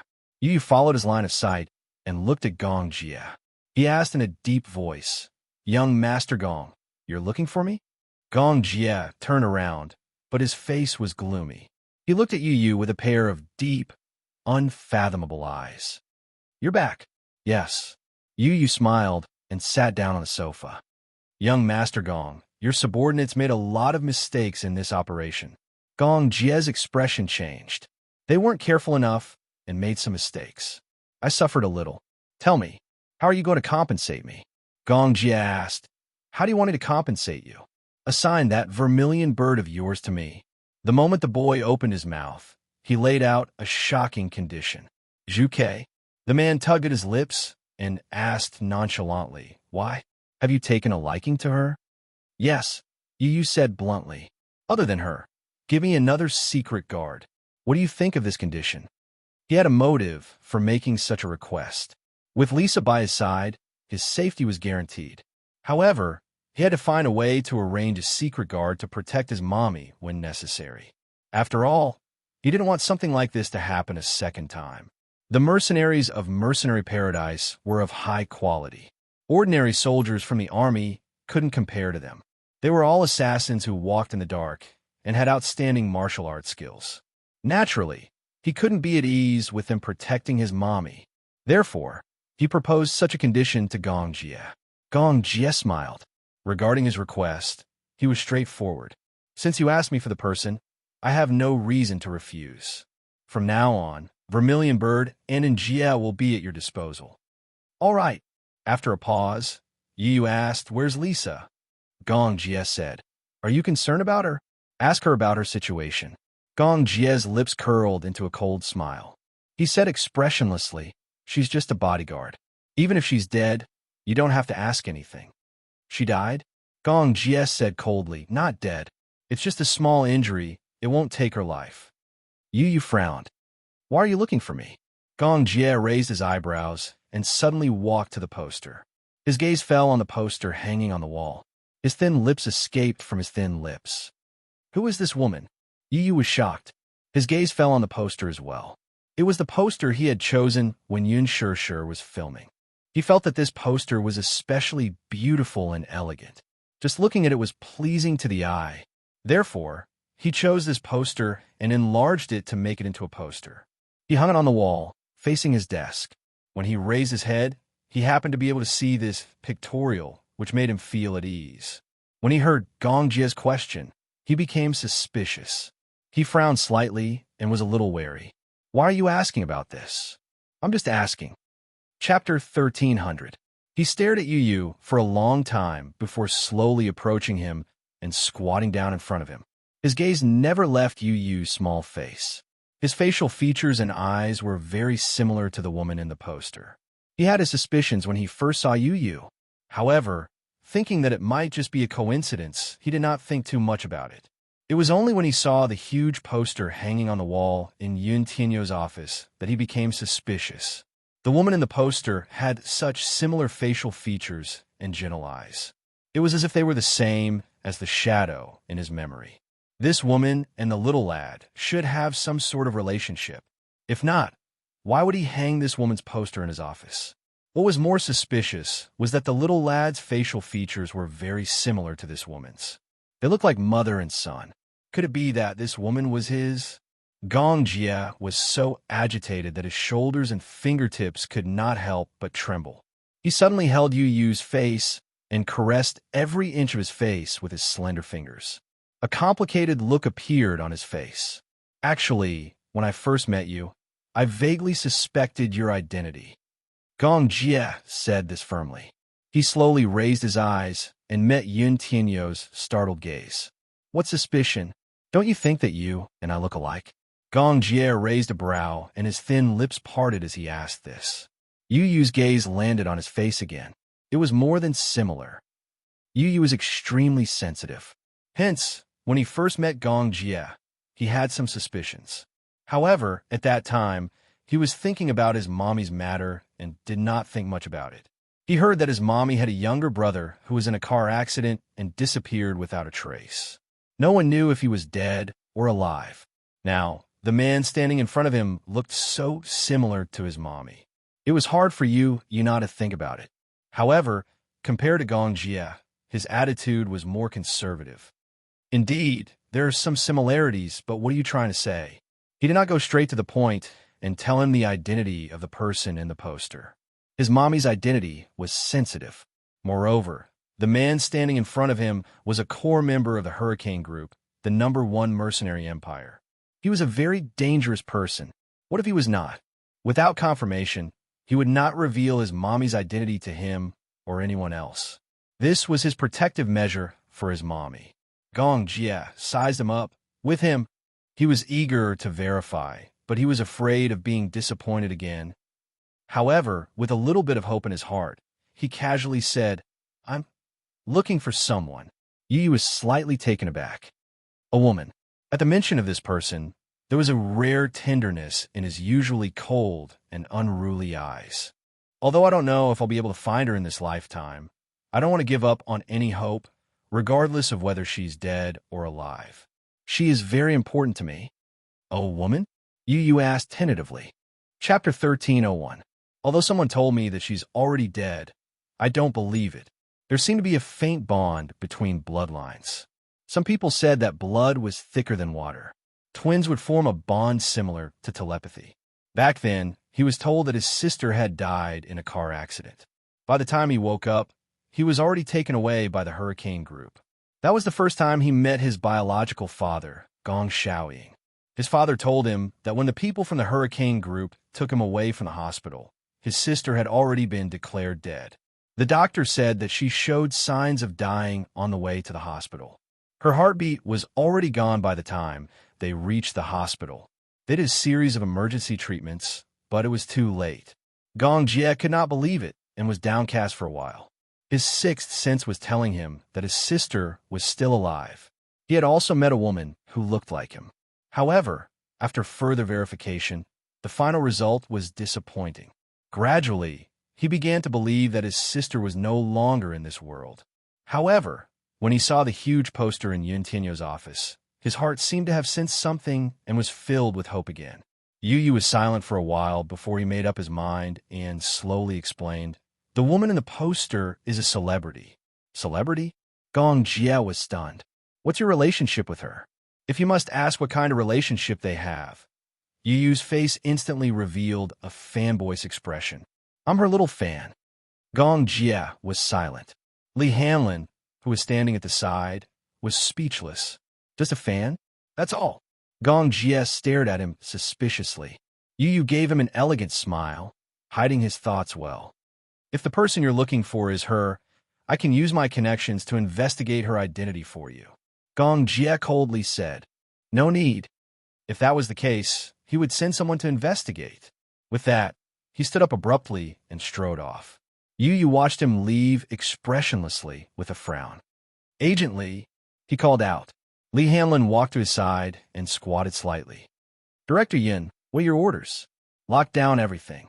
Don't let him find out anything about my mommy. Why? Lee Hanlon was suddenly suspicious. Why do you want to hide her identity from young Master Gong? Yu faintly answered, because before I can confirm his relationship with my mommy, I won't let him get close to her. I don't understand your intention. Yu squinted at him. Understood. But if it's proven that my mommy is the person he's been looking for, then it's a different story. Lee Hanlon was curious. How do you prove it? Yu turned around with a smile on his face. He looked at Lee Hanlon and suddenly raised his hand. Between his fingers was a strand of silver hair. This was what he had stolen from the man's head, while the latter was in a daze earlier. Take it and do a DNA paternity test. Let me know when the results are out. Yes. Chapter 1302. When Mu Yaja and Yu returned home, Xiao Chen was already asleep. Yin Shir was in the flower bed, holding a pair of scissors in one hand as she trimmed the flowers. The sky was gradually turning dark. In the evening, she was half squatting by the flower bed. She held the flower bed with one hand and gently fiddled with it, trimming away the sparse branches from time to time. The injuries on her body had not healed yet. The corners of her lips were a little disfigured, but she was pursing her thin lips. Apart from being serious, her clear and beautiful face shone with a jade-like radiance. It was as if everything had been peaceful over the years. Most of the time, this woman was as beautiful as a flower, but her beauty was not ostentatious. Most of the time, she breathed quietly and lived quietly. She was so quiet that she was like a cat that had restrained its claws in arrogance. She was quietly nestled in a corner, as if she was aloof from worldly affairs. In her tranquility, she had restrained all her sharpness. Mu Yaja leaned against the door and watched her silently. She did not seem to notice his presence and was focused on studying the flowers. Mu Yaja slowly walked toward her.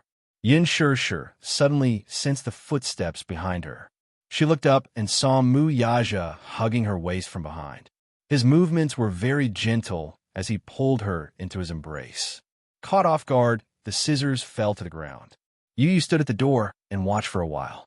The corners of his lips curled into a gentle smile before he walked away quietly. Yin Shir was a little shocked by his sudden appearance. She looked up and could not help but glare at him angrily. You only know how to scare people. She glared at him with some dissatisfaction. She bit her lip and suddenly smiled gently. Even her eyes were like water, making his heart skip a beat. Mu Yaja could not help but lower his head and give her a light peck. In this beautiful flower bed, the faint fragrance in the air captured her sweet breath. Amidst the beautiful flowers, he held her gently in his arms. His large palm gently caressed her face and rubbed her eyelids. Mu Yaja lowered his eyes and looked at her. As he narrowed his eyes, his thick and long eyelashes fell into her eyes. The poignant night gave birth to some warmth and charm. He caressed her face and began to kiss her gently. His thin lips were pressed tightly against her tender red mouth, gently rubbing against it. However, he was not in a hurry to enter. Instead, he lingered on her pink lips more often. The soft texture, like a jelly, made him a little lost in this gentle whirlpool. He kissed her even more deeply and with more strength. The woman in his arms was like a budding rose, slowly blooming. A beautiful fragrance could be smelled with a light sniff. His slender fingers lifted a strand of her hair. He closed his eyes and pushed the kiss even deeper. Yin Shir was a little nervous. In a low voice, she muttered, "Don't the children are here." If the two children saw this intimate scene, she would feel quite embarrassed. Mu Yaja harumphed. The children are tired. They're all asleep. He hugged her body with his hand and started to touch her body gently.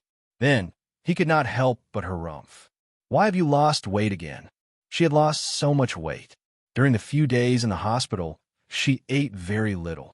Moreover, this woman seemed to have a thin physique. No matter how much she was fed, it was hard for her to gain more than a few pounds. But the speed at which she lost weight was very fast. He was a little dissatisfied. This woman was too thin. It was not good. Chapter 1303. Yin sure pouted and felt a little wronged. I've lost a little weight these days, but it's just as well. I won't have to lose weight when I'm filming a new drama soon. The camera would always magnify a person's size.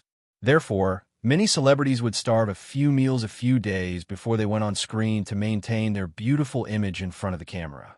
When she was filming The Green Apple, she gained a few kilograms for a few days. Qin Zhou ordered her to go on a diet and forced her to lose 3 kilograms in 2 days. Only then would she look good on screen. Mu Yaja was displeased. You don't have to lose weight. Gain some weight and your figure will be just right. But with my physique, I don't seem to be more than 50 kilograms when I was at my fattest, Yin Sure said gloomily. With her height of 1.65 meters, 50 kilograms could only be considered just right. Now, she was only slightly more than 90 kilograms. She was indeed a little too thin. Muyaja couldn't help but pinch her face a little harder. Yin Sure slapped his hand away. It hurts. As soon as she said that, she yawned and felt sleepy. She seemed to be a little sleepy. Sleepy? He frowned and asked. Yin Sure nodded. Then, let's sleep together. Yin Sure nodded. However, in the next second, she was lifted up by Muyaja. Before she could react, she was carried in his arms like a princess. Muyaja looked at the woman in his arms and smiled elegantly. My wife, it's late. It's time to rest. Yin Sure pursed her lips and smiled. She couldn't help but say, Who's your wife? She widened her eyes, which were full of anger. Her charming eyes were like silk, and her innocent look was extremely seductive. He couldn't help but lower his head and cover her lips again. He was reluctant to part with her. This time, she didn't dodge. Instead, she met his warm kiss head-on. She naturally wrapped her arms around his neck and kissed him slowly. She mischievously used the tip of her tongue to trace the seam of his lips. Muyaja opened his mouth and sucked in a wisp of her spiritual fragrance. As they intertwined, his body gradually reacted. Yin Sure smiled playfully. Unexpectedly, she reached out her hand and gently touched a certain sensitive area on his body. Then she pulled it away. She bit her lip and smiled. In her smile, there was a bit of slyness, a bit of charm, and a bit of playfulness. A strange shade of red flashed across Muyaja's face. He looked up and glared at her. How dare this woman provoke him? If she did that, she would easily get into trouble. He suspected that her actions were a silent invitation to him. Muyaja narrowed his eyes and bit her earlobe gently as a punishment. He whispered into her ear, Woman, are you playing with fire? In a way, this was also a form of initiative. A hint of panic flashed through Yin Shure's eyes, and then she stammered, No.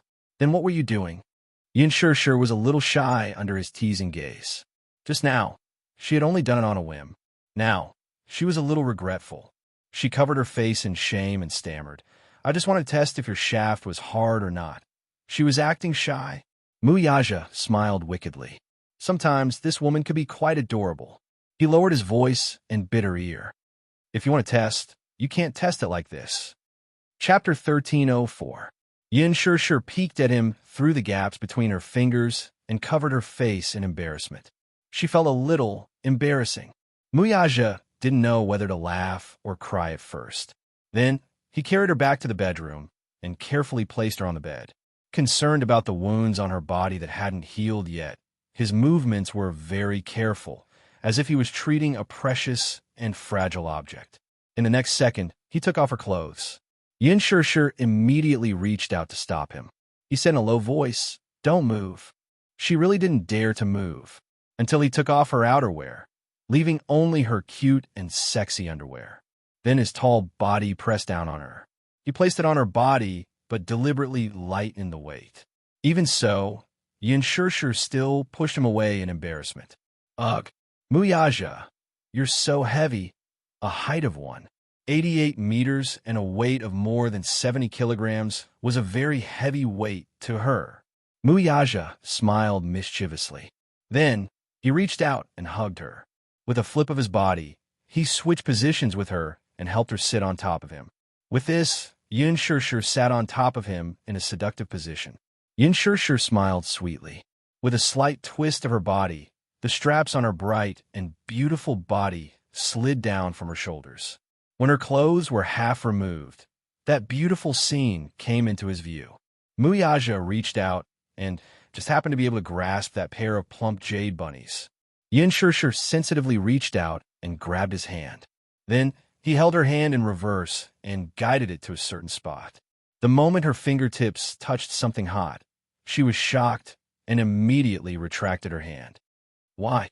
Who was the one who said that she wanted to try it? He grabbed her hand again and smiled mischievously. His deep eyes revealed some hidden meaning. You weren't at your best just now. Now try it again. How does it feel? Those words really made one's heart skip a beat. She blushed at his teasing. She pursed her lips in shyness as her cheeks blushed a few shades of pink. It was just a teasing remark. Did he actually take it seriously? She was only joking. That's why she said that. No matter how bold she was, she wouldn't dare to play with fire on him. Hey, you're not allowed to go overboard. She mumbled softly as a warning to him. However, the man didn't think much of it and looked at her leisurely, like an ancient overlord. He asked her casually, "Who's the one who's going overboard?" "It's you." She slapped his hand away and chuckled. "Let go of me." But her face. He grabbed her chin, forcing her to meet his gaze, and snorted in displeasure. "You're the one who provoked me first. I didn't want to touch you during this period of time, but now you're in the wrong. Now that you're the one who started it, shouldn't you be responsible for extinguishing it?" Yin Shishir pouted disapprovingly and raised her eyebrows. It's more like I'm the one who's going to destroy you." "Destroy me?" This woman, she's got guts. She actually wanted to destroy him. Muyaja curled his lips and kissed her perky butt. He kneaded it gently. This feeling was just right, but it made his brows relax slightly. He wanted to see who would be the one to destroy who. "Sure, why don't you give it a try?" Chapter 1305. Yin Shishir reached out to grab his careless hand. With a charming smile on her face, she looked like a seductive vixen. What greeted his eyes was a seductive scene. "All right, stop fooling around. Sleep with me, okay?" She leaned over and laid on his body, hugging his shoulders and acting coquettishly. She was a little tired and wanted a rest. Unfortunately, his restless hands continued to roam all over her body, igniting a fire. It caused her body to react a little. Yin Shishir became increasingly frustrated and couldn't help pinching his face. Muyaja took a step further and asked, "How are we going to sleep?" "Hey!" Yin Shishir glared at him and rebuked. "Muyaja, can you be more serious?"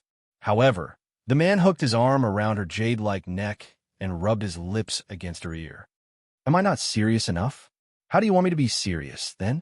Tell me. Sleep with me obediently." Yin Shishir pressed his restless hand down and said, "Today, I really can't." The man raised a brow meaningfully as if he was deliberately teasing her. "Why can't I?" Yin Shishir was stunned. Seeing him chuckle softly as if he was teasing her, she instantly blushed. What a meaningful question. She pouted softly and coquettishly. "I was wrong.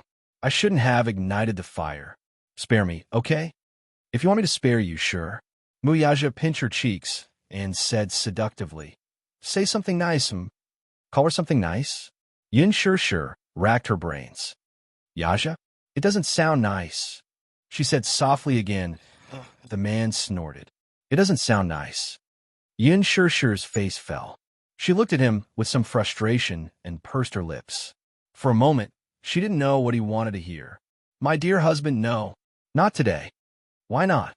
"I won't give you another chance if you can't call out something nice." He snorted coldly and grabbed her by the throat. Then, he reached his hand between her legs. Yin Shishir cried out in surprise. She dodged sensitively and grabbed his hand in a panic. She kissed his chiseled jaw and rubbed it intimately. "My lord husband," she gently called out. Her eyes were as gentle as water, and her gaze moved. The softest part of his heart was ruthlessly and accurately struck. In an instant, one side collapsed. "Are you satisfied?" She wrapped her arms around his shoulders as a flattering smile appeared on her face. "Tonight, I'll let you off." When he opened his mouth, it was an extra-legal benevolence. Yin Shishir cupped his handsome face and kissed it. He hugged her and placed her on the bed. Then, he kissed her forehead and said, "I'll take a shower first. You sleep first." "I haven't showered either." "Together?" "No." Her face heated up, and she rejected him on the spot. Wouldn't she be digging her own grave if she took a shower with him? Otherwise, when she wiped the gun and caught fire, the shower would become an impure one. This man was full of energy as if he never knew fatigue. However, she was really tired. Once her head hit the pillow, sleepiness overwhelmed her, and she fell asleep in the next second. "Then you go shower first." He patted her butt and ordered her to take a shower first. Chapter 13:06. It looked like she had really put in a lot of effort to guard against him. Muyaja curled his lips and smiled. He found it interesting. Finally, when he came out of the shower, this little woman was lying quietly on the bed, lazily resting her head on her arm. She had already fallen asleep. He got off the bed gently. First, he propped himself up, glanced at her, then reached out and pulled her into his embrace. She occupied his entire body. Hugging her, he lowered his head to look at her lazy and charming posture as she slept. Only then did the man smile, comfortably. Only when he hugged her, the feeling that she belonged to him felt more real. Muyaja reached out his fingers with interest and gently caressed her soft and smooth cheeks. His long fingers gently circled her silky black hair a few times, twirling it around his fingertips. He played with it, but no matter how much he played, he couldn't get enough of it. He lowered his head and gently kissed her face. "You're mine." He leaned against her ear and said these words in a deep voice. In her sleep, she seemed to be a little disturbed. She lazily reached out her hand to brush it away, but he held it with one hand. He looked deeply at her. Just looking at her sleeping face like this gave him an inexplicable sense of satisfaction. This was probably what he meant by having it, to be able to hug her to sleep and to be able to see her sleepy face when she woke up. This kind of lifestyle was something he had never imagined. It was a little unreal, but now it was happening right in front of him. This gave him a deep and powerful sense of belonging.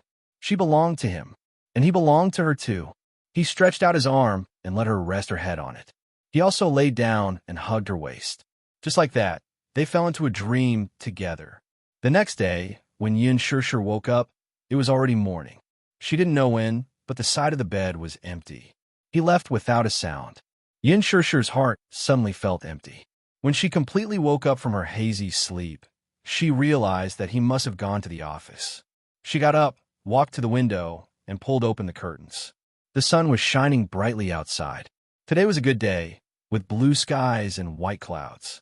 The capital had not seen such clear weather in a long time. Along with it, her mood after waking up earlier had also become much brighter. Yin Shirshir entered the bathroom. After washing up, she walked out of the room and saw Yu Yu walking out with a basket of clean clothes. Yu Yu looked at her, smiled slightly, and his eyes softened. "Mommy, you woke up so early?" "Yes. Daddy left early in the morning. He must have gone to the company." Yin Shirshir nodded and suddenly glared at him. "Yin?" Yin Shirshir looked at the clothes basket in his hand with some astonishment. "Washing clothes?" Yu Yu explained. "I woke up early today and had nothing to do, so I washed the clothes. Right now, I'm planning to go out and dry them." Yin Shirshir smiled and immediately said, "Mommy will dry them with you, okay? No need. Mommy's hand is injured, right? Since you're seriously injured, you should rest well." As Yu Yu spoke, he glanced at the bandages on her wound, and his heart ached. Yin Shirshir's heart warmed. Her little warm boy was always so considerate. Chapter 13:07. He pouted and blew gently with his little pink mouth. Transparent bubbles swelled up from the blowpipe and then floated in the air. Under the light of the sun, they refracted colorful illusions. Yu Yu had made this blowpipe for fun when he was young. He used very simple tools to make a simple blowpipe. When Yu Yu woke up, Xiaoyi-Chin was also awake. He stood by the side and watched as Yu Yu cleaned the house and washed the clothes. His injuries had not healed yet, and he did not know how to do housework. There was nothing he could do to help, so he stood by the side helplessly. Yu Yu rummaged through the cabinets and took out a toy that he had made in the past. He also poured some soap water into it and let Xiaoyi-Chin blow on it. Blowing bubbles was a childhood memory for many children. Yu rarely went out when he was young. He liked to lie on the windowsill and blow bubbles with his self-made blowpipe. He specially modified it and used the blowpipe he made to blow bubbles. They were big and round. To Xiao-Chen, this toy was extremely rare. He was addicted to playing with it. He sat on the flower bed and played with it with great interest. He felt that it was very interesting. He had never played with this toy when he was young. It was simple but interesting, especially when he saw the big bubbles that he blew floating in the wind. He felt an inexplicable sense of accomplishment. You quick, look. I blew a big bubble. Xiao-Chen suddenly shouted excitedly. Yun Shishir giggled, and Xiao-Chen was instantly alerted. He looked up abruptly and saw that it was her. He ran over happily. Mommy, you're awake? Yun Shishir squatted down and patted his head. Yes. Xiao-Chen, good morning. Xiao-Chen snorted and glanced at her with disdain. Good morning. The sun is already shining on your butt. Mommy is such a lazy pig. Yun Shishir was a little embarrassed. Mui-Chen, are you asking for a beating? How dare he call Mommy a lazy pig? Then you're a lazy pig. Stupid and lazy. Yu was displeased. She placed her hands on her hips and scolded him. How dare he call Mommy a lazy pig? This brat was itching for a beating. Xiao-Chen pursed his lips and chuckled. Then, he hooked his arm around Yun Shishir's arm and handed her the jar of soapy water. Mommy, do you want to play too? Blow bubbles with me. Yu was speechless. Mommy, ignore him. You're not even playing with me. Xiao-Chen poked his little finger, feeling wronged. Yu rolled her eyes coldly. I have to dry the clothes. I don't have time to play with you. Then, Mommy, let's play without him.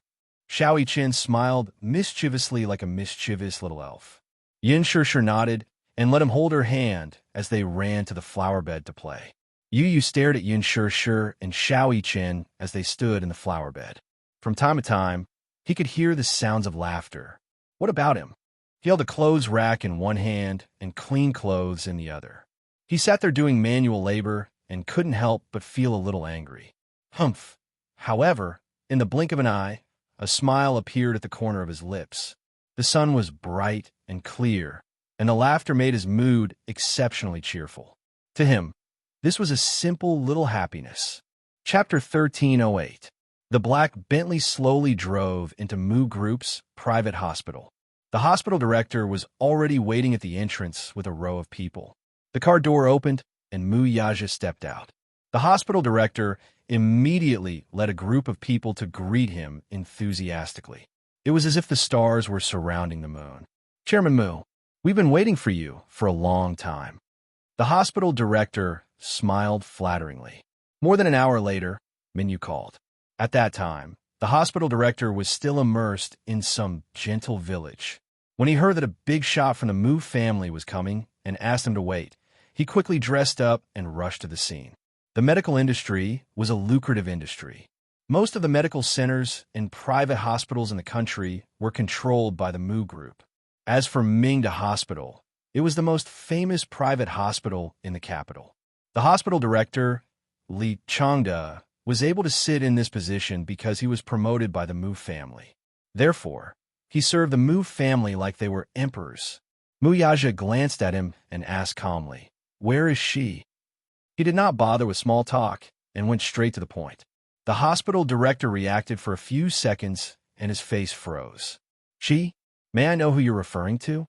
Li Changda, I heard that a few days ago, my fourth uncle arranged for a woman to be admitted to the hospital. I'm here to see her. The hospital director was stunned for a while. He had not been in the hospital for the past few days, so naturally, he did not know the situation. The department director behind him immediately came forward and whispered a few words in his ear. He roughly told him what had happened in the hospital over the past few days. The hospital director immediately added, Chairman Mu, are you talking about the patient that fourth uncle arranged to be admitted to the hospital a few days ago? Yes. Muyaja seemed to have lost his patience. His voice was low and deep. The hospital director's heart skipped a beat. He said in a trembling voice, She's been controlled. Chairman Mu, I'll send someone to bring you there.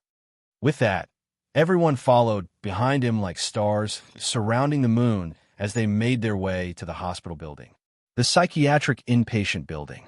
On the third floor, Muyaja walked through a long corridor. Then, everyone stopped at the door of Ward 5. Open the door. The psychiatric ward was different from other wards.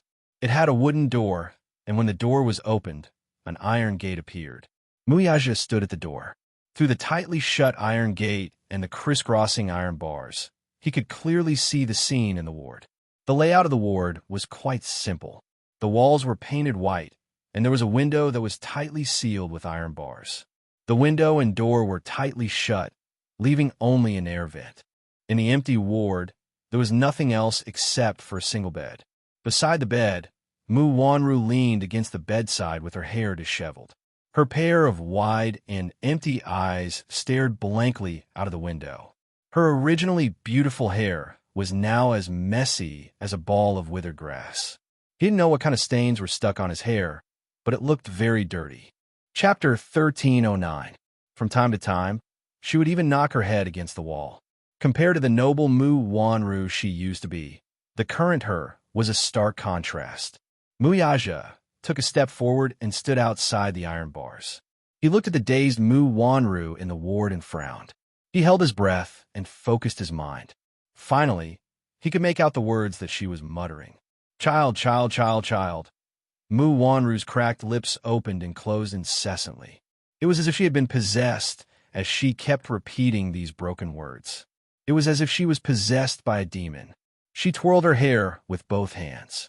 From time to time, she would pull and break her hair. Then, she would pull another strand of hair. Her fingers were trembling as she twisted and broke her hair. She kept repeating these actions as if she had lost all sense of pain.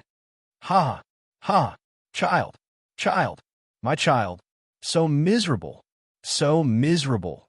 She gripped her hair in grief. She was numb, as if she had gone mad. Muyaja looked at her coldly and glanced at the medical staff behind him. What's wrong with her? Minyu frowned and said, Boss, I heard that when she was sent to the hospital, her mental state was already very bad. After being locked in the ward for a few days, she became crazy. He raised his eyebrows and made a further judgment. Crazy? Yes, crazy. Minyu nodded and gave him a response. Was she really crazy? Muyaja narrowed his eyes in disgust. This woman's face was already annoying to begin with. Now that she looked like this, it was even more detestable. Could it be that this woman was up to something again? Was she pretending to be crazy? Unexpectedly, the moment he finished speaking, he alarmed the person in the ward. Mu Wanru raised her head abruptly. When she saw that it was Muyaja, she was stunned for a moment. She stopped her rambling and straightened her back when she saw him.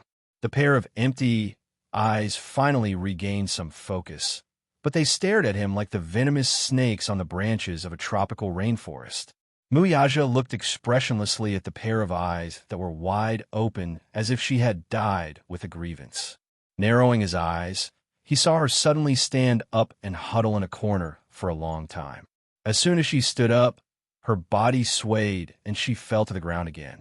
Her head hit the headboard, but she didn't cry out in pain. It was as if she was really numb to pain. Then, she scrambled to get up from the ground and stared at him again. Suddenly, she tilted her head and smiled foolishly.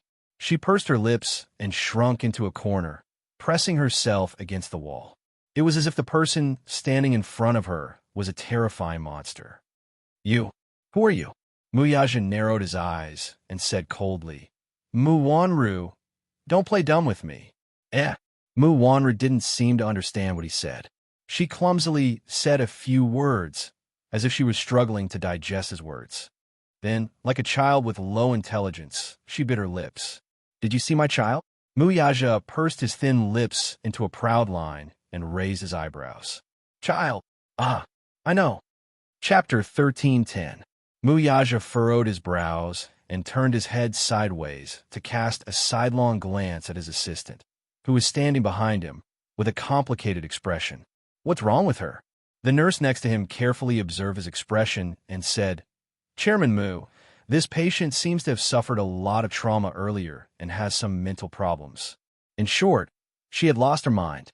When Mu Wanru heard someone addressing her as Chairman Mu, It was as if the pain in the deepest part of her memory was suddenly evoked. She let out a tragic scream and suddenly stretched out her hands toward him. Her 10 fingers were stiff and twisted as they tightened. Aja, Aja, is that you? Aja, is that you? She suddenly pulled up the corners of her lips, revealing an extremely strange smile. She laughed bitterly a few times, but immediately after, she let out a mournful and sorrowful cry. She cried for a while, then laughed for a while. Suddenly, she screamed and jumped up from the ground. Her feet staggered, and she almost fell as she threw herself towards the door. Bam! Her body and the iron gate made a loud noise. Mu Wanru held the iron gate tightly and struggled to reach out her hand through the gap. Throwing herself at him, Minyu immediately put an arm in front of Mu Yaja and separated him from her. Boss, back off. Be careful that she doesn't hurt you. Ha ha ha. Mu Wanru suddenly let out a series of earth-shattering and shrill laughter. Her eyes widened ferociously as she stared at Mu Yaja's figure. Her face was like a withered flower, and she looked like a malicious spirit that had crawled out from hell. It was terrifying and sinister. Aja, I've been waiting for you here for so long. You're here. Are you here to take me away? Are you finally here to take me away? Without waiting for a response, she cried and laughed at the same time. I've been waiting for you for so long. It's been so tiring. Take me away, okay? Suddenly, she fell silent and carefully looked around as if she didn't see the person standing beside Muyaja. She lowered her voice and said, "The people here are all demons. They abuse me, they hit me, they put me under house arrest, they torture me. Can you take me away from here?" "All right." Mu Wanru's eyes suddenly lit up and said mysteriously, I have good news for you." Muyaja looked at her extremely ugly face and asked coldly, "What good news?" I'm pregnant. Ha, I'm pregnant. Do you know that? I'm pregnant." Mu Wanru suddenly, as if she had gone mad, to her face was filled with joy. Her entire face was twisted with joy. "I'm pregnant. God, I've never thought that I would have my own child in my life. Which quack dare to say that I'm infertile? His dog eyes must be blind." All of a sudden, her face froze for a moment before turning pale again. "But where's the child? The child is missing. Why is the child missing? I can't find him. Can you help me find the child? That's our child. He's going to be the head of the Mu family in the future and the successor of the Mu group. When that time comes, I'll be able to become the mistress of the Mu family because of my son, right?" Chapter 13:11. Our child. Mu Yaja smiled playfully and cruelly said, "That's not our child." Mu Wanru was startled. The smile on her face froze in an instant. Yes, that's not our child." Mu Wanru suddenly lowered her head guiltily. From time to time, she carefully looked up at his face. "That's not our child. You know it. She was extremely guilty. Her hands helplessly twisted her messy hair with a conflicted look on her face. "That child is mine and Aaron's." "Yes, it's mine and Aaron's." "Yes, you're blaming me, aren't you?" She suddenly raised her head and looked at his cold face. Her breathing became urgent. "You're blaming me, aren't you?" "Yes, I betrayed you." "Yes, I know. I shouldn't have betrayed you. I slept with a man. It's so dirty. I feel so dirty, too." With that, she began to rub her body hard. Muyaja's face was cold. He lowered his head and looked at her, unmoved. Mu Wanru's voice trembled as she started to speak incoherently. "So, you're angry. You're angry with me. You blame me for betraying you. So you snatched my child, right? But I know that I'm wrong. I shouldn't have done that. I shouldn't have betrayed you. I shouldn't have poisoned Grandpa's medicine. I shouldn't have snatched you in Shirshir's jade. Yes, it's because that jade is beautiful. I like it, but I shouldn't have snatched it." Mu Wanru grabbed the metal bars again and stared at him with wide eyes. "I shouldn't have sent people to kill Yin Shirshir and Yin Tianyu." "Yes, so you're angry. Don't be angry, okay? Let me off and return my child to me." "I'm wrong." Mu Yaja remained silent. Mu Wanru was even more anxious now. She reached out her hand and scratched in his direction with all her might. Aja, is my child with you? Did you hide my child? Return it to me. Return it to me, okay. She mumbled that she wanted the child. Muyaja asked without turning his head, Where's her child? The nurse said, She just had a miscarriage. The child is gone. The child is gone. Her words were, without a doubt, a greater provocation to Mu Wanru. When she heard this, she was like an ignited explosive. She went into a frenzy. She grabbed the metal bars with both hands and tugged at it. You're lying. You're lying. My child is still alive. My child. Give me back my child. Give me back my child. The mournful screams echoed and tore through the long corridor. Mu Wanru screamed at the top of her lungs. Due to her excessive agitation and anger, her face had turned the color of a pig's liver. She seemed to have gone crazy as she bawled at the top of her lungs. Return, give me my child. Muyaja, you're the one who killed my child. Return my child to me. If not, I won't let you off even if I become a ghost. Minyu was furious and scolded. You mad dog, biting people for no reason. The nurse on duty hurried over and ordered everyone to stand back. She then opened the door. Mu Wanru was about to rush out when the nurse picked up a pillow and gently said, Your child is here? ? Chapter 13:12. Mu Wanru was called back to her senses. She turned around in a daze, and her gaze fell on the pillow in the nurse's arms. It was a soft, white pillow. Mu Wanru's eyes widened in an instant. Then, she rushed over ecstatically and snatched the pillow from the nurse's arms. Child, my baby. The moment Mu Wanru hugged the pillow, she retracted her sharp aura. A motherly gentleness appeared on her face, and her eyes became docile. Baby, sob. Mommy misses you so much. The medical staff behind her looked at each other. Taking advantage of this moment, they quickly rushed forward and swiftly gave her a dose of tranquilizer. Mu Wanru's body trembled violently. Then, her eyes rolled back and her entire body went limp. A few doctors and nurses worked together to lift her onto the bed. Then, they went out and locked the door. From the beginning to the end, Muyaja's face was expressionless. He only looked coldly at the crazy woman. Under the influence of the tranquilizer, she was quiet. However, she still hugged the pillow tightly in her arms and refused to let go. There was no doubt that this person had gone crazy. At first, he wondered if she was playing some trick and pretending to be crazy in front of him. But now he was sure. This woman had gone completely insane. Moreover, he was quite crazy. What exactly triggered her? According to the attending doctor, the patient has been living in fear for a long time and suffered a heavy blow overnight. As a result, he developed a serious mental disorder. Minyu responded to his suspicions. That day, after Mu Wanru woke up, she found out that her child was not saved. It had suffered a miscarriage, and even her uterus had been removed. It wasn't easy for her to have a child, but it was gone. This caused Mu Wanru so much pain that she had some self-mutilating behavior. After coming out of the operating room, her condition became more and more unstable. She kept asking for a child.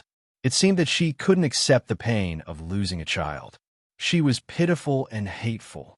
Muyaja slowly turned around and was about to leave when he saw a figure at the end of the corridor. At the end of the corridor, Mu Yinjue was leaning on a cane with someone supporting him. His back was against the light, so his expression could not be seen clearly. Muyaja was stunned. Then, coldness and hatred appeared in his eyes. He raised his head and strode toward him. When he reached Muyaja stopped in his tracks and coldly lowered his head to look down at him from above. His face was cold and sinister. Mu's fourth brother. The moment he spoke, his voice seemed to freeze 1,000 miles of ice. He directly addressed him as Mu Si, not intending to give him any face at all. Mu Yinjue's body trembled slightly as he raised his head to look at him. In the next second, Muyaja suddenly reached out and grabbed his throat with his strong and broad palm. He exerted so much force that one could faintly hear a few weak joints groaning. Mu Yinjue was caught off guard by his sudden move. The cane in his hand fell to the ground with a thud. Grabbing him by the throat, Muyaja pushed him hard and pinned him against the wall. Chapter 13:13. Mu Yinjue did not even have the time to react before he was pinned down by the other. He heard Mu Yaja call him by his name without any honorifics. Fourth Mu. That was a title that only someone of Mu Linfeng's seniority could address him by. It was clear that Mu Yaja did not intend to give him any face. The moment Mu Yaja saw him, icy fury surged in his heart, and he could not restrain it. This man was too much of a bully. What did he take him for? Did he really think that just because he didn't show his power, he could play with him in the palm of his hand without fear? What a joke. Look at what kind of shady business he had done behind his back. He did not execute him immediately back then because Second Master Mu was there to stop him. He was busy looking for Yu back then, so he was not in a mood to deal with him. Look at what he had done now. He actually sent an assassin to kill a 7-year-old child. Mu Wanru had lost her mind because of the shock of losing her child. What about him? He could see that this old fart had also gone insane. Mu Lianjue was choked by him. The veins on his forehead bulged as his blood rushed to the top of his head. Due to suffocation, his eyeballs bulged out. Mu Yaja, what are you doing? He struggled to spit out a few words from his throat and looked at him angrily. Did he know that what he was doing was treacherous? In terms of seniority, Mu Yaja should respectfully address him as fourth uncle. He was his elder, after all. He, Mu Lianjue, had a prominent and honorable position in the Mu family. He went up to him and grabbed his neck without saying a word. He looked angry and called him Fourth Mu. This was more than just treason. This was practically a rebellion. Who gave him the guts to do that? Mu Yaja glared at him coldly. His eyes were bloodshot and full of murderous intent. Mu Yinjue could see the terrifying murderous intent in his eyes. It was real murderous intent. It was not just anger. Mu Yinjue's heart was filled with nervousness and fear. He had never seen such a terrifying expression on Mu Yaja's usually cold and calm face. It was as if he was an ancient king who had been angered and turned violent. His pair of cold and sharp eyes were as sharp as an eagle's. What are you doing? Frightened, Mu Lianjue gripped Mu Yaja's wrist tightly with both hands and began to pry his fingers apart. The Mu family had an illustrious background. The Muse would be arranged to serve in the military when they were young. Just like Mu Lianjue, he had also undergone harsh training in the military when he was younger. Even though he was getting on in years, he still had strength in his hands. However, the current Mu Yaja was at the peak of his anger. All the strength in his body seemed to have condensed in this hand that was choking his neck. No matter how hard he struggled and tried to break free, it was all in vain. Mu Lianjue felt increasingly suffocated. His eyelids twitched uncontrollably as he gasped for air. Mu Yaja's grip tightened, as if he could snap his fragile throat in the next second. I've lost my last bit of patience with you. Mu Yaja sneered evilly. His eyes were like the tip of a cold knife as they landed on the man's face, causing him to feel a sharp pain. Chapter 13-14. Menu. Mu Lianjue. As soon as he said that, Mu Yaja tightened his grip on his neck. In the next second, he felt the world spinning before his eyes. The excruciating pain in his throat cut off all possibility of breathing. He could only feel that his throat was so fragile that it could not withstand a single blow from the other and would be crushed in the next instant. This brat was bent on putting him to death. He did not leave any way out at all. How heartless! Was he so heartless that he would strangle his fourth uncle to death for a woman, an AB asterisk starred from who knows where? It was as if he could hear the joints in his throat creaking as they tightened. Cough, cough. Mu Yinjue gradually lost his strength and could no longer struggle. Madness. This was madness. Mu Yinjue glanced at him, only to see a version of Mu Yaja he had never seen before. One was cold, heartless, and exuded a sharp, murderous aura from head to toe. Mu Yaja glared at him with bloodshot eyes. His pair of dark eyes seemed to be filled with a thick fog of viciousness. It was as if he could topple the mountains and overturn the seas and swallow him whole. Minyu hurried over from behind, only to be stunned by this scene. Realizing that things were not looking good, he hurried forward to calm Mu Yaja down. Boss, what are you doing? Muyaja was not in the mood to respond to him. He only stared coldly at Mu Lianjue's face. The evil and heartless expression on his face made Mu Lianjue's heart sink into an ice cellar. No, I don't want to die. I can't die. Mu Lianjue kicked him with all his might. However, even when those heavy kicks landed on Muyaja's calf, the latter's posture remained cold and still. It was as if he did not care about his attacks at all. Minyu panicked and went forward to stop him. He knew very well that although this was a private property under the Mu Group, it was still related to the medical industry and was closely linked to the government. No matter how powerful and influential the Mu family was, if someone were to die here, it would be an unimaginable blow to the Mu family. Minyu was puzzled. In his mind, his boss had always been calm and astute, and he was able to clearly distinguish between personal grudges and benefits. So, why was he so agitated right now that he'd completely forgotten where he was? Although Mingda Hospital was under the Mu family's name, there were many mouthpieces of the government in the hospital. He shouldn't have done that. However, Minyu was wrong about one thing. Since Muyaja dared to do this, he must have a way to suppress this matter. Even if he personally dealt with Mu Lianjue in front of everyone in this hospital today, he still had the ability to control the situation. He wasn't afraid of killing anyone. Moreover, as the successor of the Mu family, he had experienced a lot of light and also a lot of darkness. He could be so ruthless because he was not afraid at all. He had the ability to kill Mu Lianjue without causing a stir. Once he hardened his heart, not to mention Mu Lianjue, even if he had to go head-to-head with someone like Mu Linfeng, he would be fearless. No one could do anything to him. Chapter 13-15. Mu Lianjue had violated so many of his rights and trespassed on so many forbidden grounds, yet he still looked at ease when he met him. Did he not know that the reason why he was so calm and unhurried was that he was confident that he would not dare to do anything to him because he was his fourth uncle? Or was he so sure that he had a certain status in the Mu family that he naively thought that he would not dare to do anything to him? Minyu panicked when he saw that Mu Lianjue's breathing was getting shorter and shorter. His face had turned red, and the veins on his forehead were about to pop out. He was so anxious that he broke out in cold sweat. Could it be that the boss was really going to kill someone? Thus, he braced himself and went forward to stop him. "Boss, calm down. Don't get angry, lest the harmony in the family is damaged." Muyaja easily pushed him aside with one hand. "Get lost."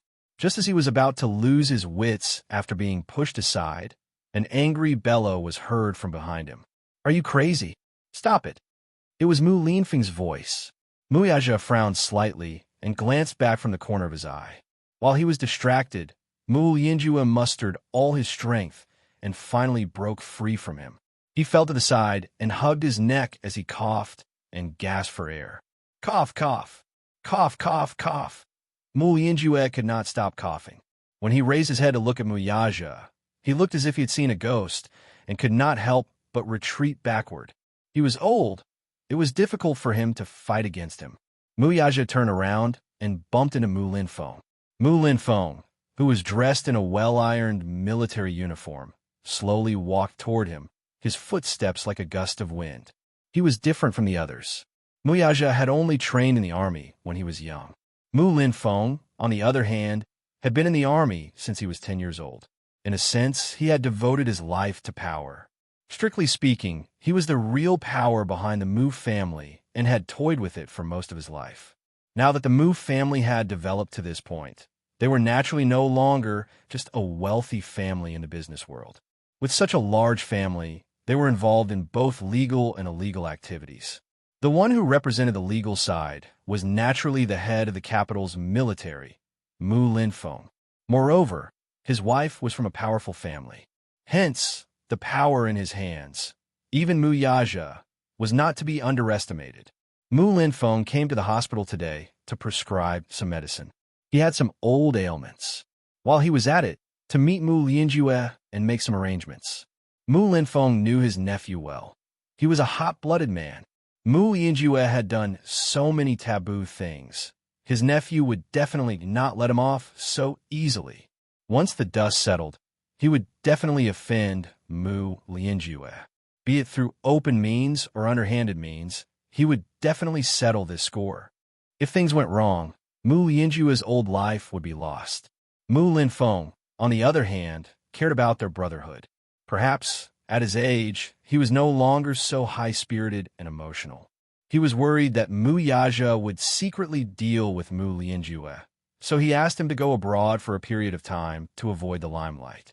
He came to the hospital to check on Mu Wanru's condition and to understand the situation from the doctor. Chapter 13:16. Thankfully, he had appeared in time and stopped him in time.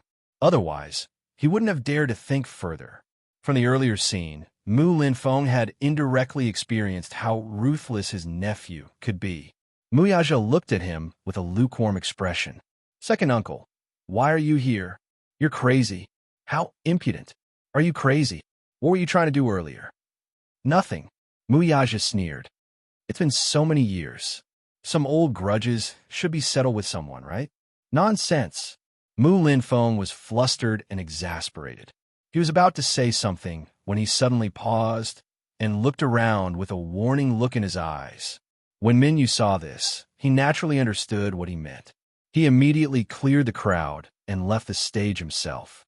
At this point, only the uncle and nephew were left in the corridor. After everyone left, Mu Linfeng glared at him. Don't mess around. Yaja, he's your fourth uncle and your elder. Do you think it's appropriate for you to do this? No matter what he did wrong, he's still your elder. What you did earlier was simply disgraceful. Mu Yaja's face turned cold.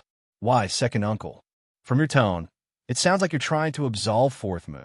Mu Linfeng retorted. Fourth Mu? Is that a title you have the right to call him? You should respectfully call him fourth uncle. Don't be rude. What you did was disgraceful. Second uncle, you're the one who has no right to interfere in the grudge between me and fourth Mu. Mu Yaja sneered. This time, he didn't give Mu Linfeng any face. In short, he didn't get him a way out. Mu Linfeng almost fainted from his insolent tone. Do you still have any respect for your elders? Do you still have any manners? Mu Linfeng's temper flared as he scolded without any grace. You must remember that he's your elder and you're his junior. No matter what he did wrong, it's not up to you to act rashly here. Do you understand? Second uncle, are you going to interfere in this matter to the end? I don't know what you're talking about. I won't interfere with you. But you have to be clear about the difference in status. I don't want to see what just happened again. Mu Yaja looked at him deeply. His eyes were cold, and the corners of his thin lips lifted slightly. However, he asked a question that pierced one's heart. It seems that second uncle is determined to protect him. His tone was incomparably gloomy, causing people to tremble with fear. Mu Linfeng was furious.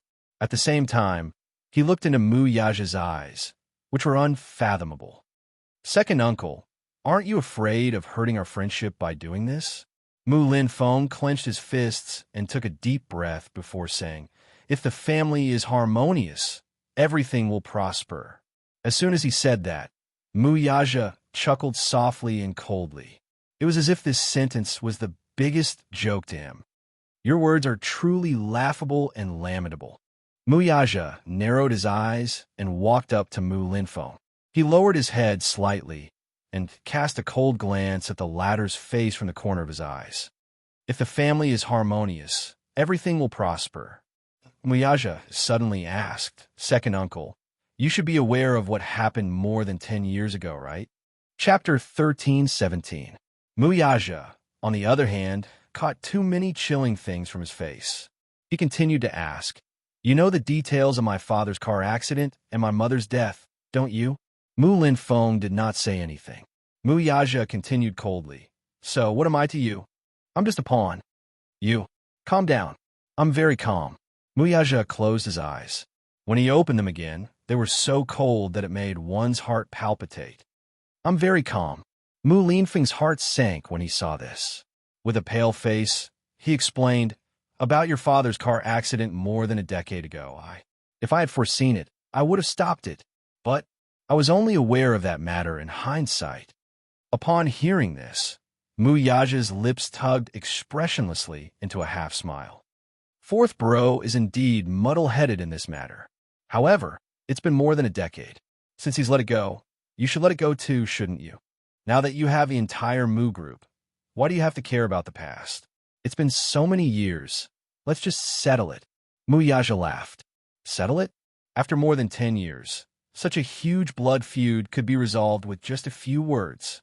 Mu Yaja smiled and replied coldly, Sure. Mu Linfeng looked at him in surprise, only to hear him say sinisterly, If you want it to be settled, you'll have to pay with your life.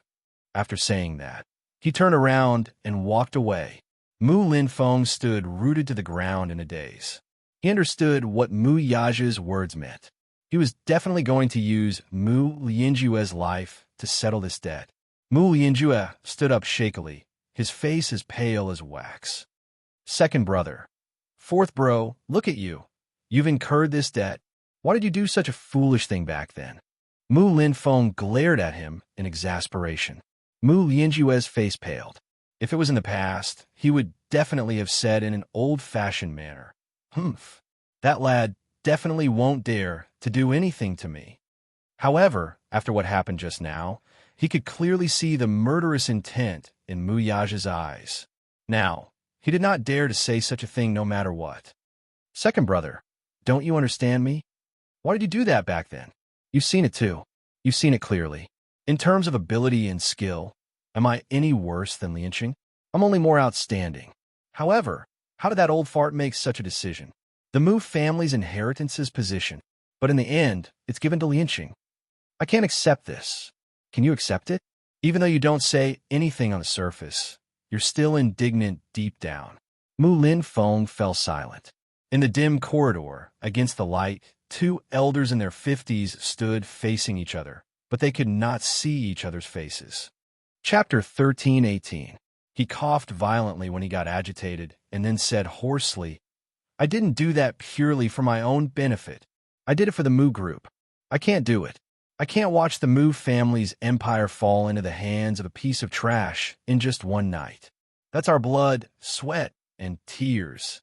I won't allow him to trample on it. Enough. Mu Linfeng sighed as if he had lost all his strength. That matter is already in the past. I don't want to pursue it anymore. Fourth bro, you should stop now. Second brother, what should I do now? You can't leave me alone. Mu Linfeng looked at him and sighed faintly. Fourth bro, when we were young, I could tell that you were the most utilitarian among us. You were the most ambitious. I admit that among the brothers, your ability is considered to be quite outstanding. I won't deny it, but the ridiculous things you've done are too much. Mu Lianjue gritted his teeth. I was young and impetuous back then. I just couldn't accept it. I couldn't accept it. That's why I wanted to let that old man have a taste of the pain of losing his most beloved things one by one. That's enough. Shut up. Mu Linfeng turned around. After a moment of silence, he suddenly said, Later, I'll send someone to protect you and arrange a flight to America for you as soon as possible. Lie low for now while you're abroad. You can come back when I summon you. I know. He was indignant, but there was nothing he could do now. He had lost this war. As a loser, he had nothing left, and his momentum was gone. Now, he could only lie low abroad. Mu Yaja received a call from Mu Linfeng when he returned to the office. When he picked up the call, he went straight to the point. There's something I want to tell you. I'll be frank with you. I'm protecting fourth bro. If you want to give second uncle face, don't touch him. Otherwise, it'll hurt the harmony in the family. Although Mu Linfeng's tone was firm and left no room for negotiation, it was rare for him to lower his stance in front of him. After weighing the pros and cons, Mu Linfeng decided to ease the tension with Mu Yaja. When Mu Yaja heard this, he sneered, Second uncle, do you need to report your decisions to me? Yaja, everything should come to an end. Let bygones be bygones. Second uncle is also responsible for this matter. If second uncle had anticipated your fourth uncle's ambition, he would have taken precautions. You should understand that second uncle values the unity of the family and doesn't like to split up. I also feel very regretful and sad about your father's death. I'm also very angry with your fourth uncle, very angry. However, some of his methods are too much, and it seems unreasonable. What is a favor? Second uncle, how can you talk about favors with me in the Mu family? In such a big Mu family, there is only the cold struggle for power. What is there to talk about? How laughable. How pathetic. Just like a person who drinks water, only he knows whether it is hot or cold. Perhaps, in Mu Linfeng's eyes, Mu Yinqing's death was just a trivial matter that could be summed up with a simple word of regret. It was as if a single word from him could float away with the wind. Every step in the rich family was treacherous. A single mistake could lead to eternal damnation.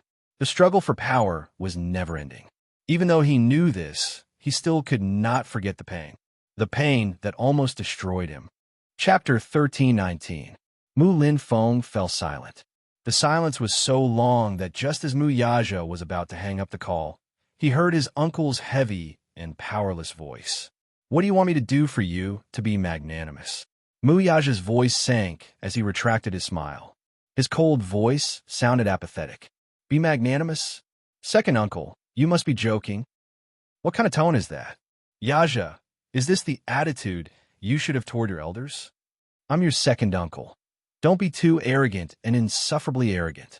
Mu Yinjue flew into a rage out of humiliation at his indifference. "Yaja, consider it as giving your second uncle some face. For the sake of our family's bloodline, at least don't be so ruthless. He's your fourth uncle. After all, the same blood flows in his veins." Mu Yaja had completely lost his patience with him and was disgusted with his uncle's haughty attitude. He snorted coldly. "Aren't you overestimating your own status by saying that?" Mu Linfeng was deeply stunned on the other end of the line. Never in his wildest dreams did he expect this lad to speak to him in such a manner. In the past, he would never speak to him in such a manner. While he was in a daze, Mu Yaja mercilessly retorted, "It's hard to say who's giving face in this matter. I've already made up my mind. If second uncle insists on protecting him from me, you can try. You can try." What a boastful tone. Mu Linfeng was furious. An uncontrollable rage exploded in his chest as he scolded. "Yaja, aren't you going overboard with your words? Don't forget who you're relying on to have your current status. Who did you rely on to be able to sit in the position of successor? Think about it again. Who are you relying on to become the head of the Mu family? Without me, can you have your current status? Don't even think about it. Don't forget how pathetic you would have been back then if it weren't for me. It was me who helped you to your current position.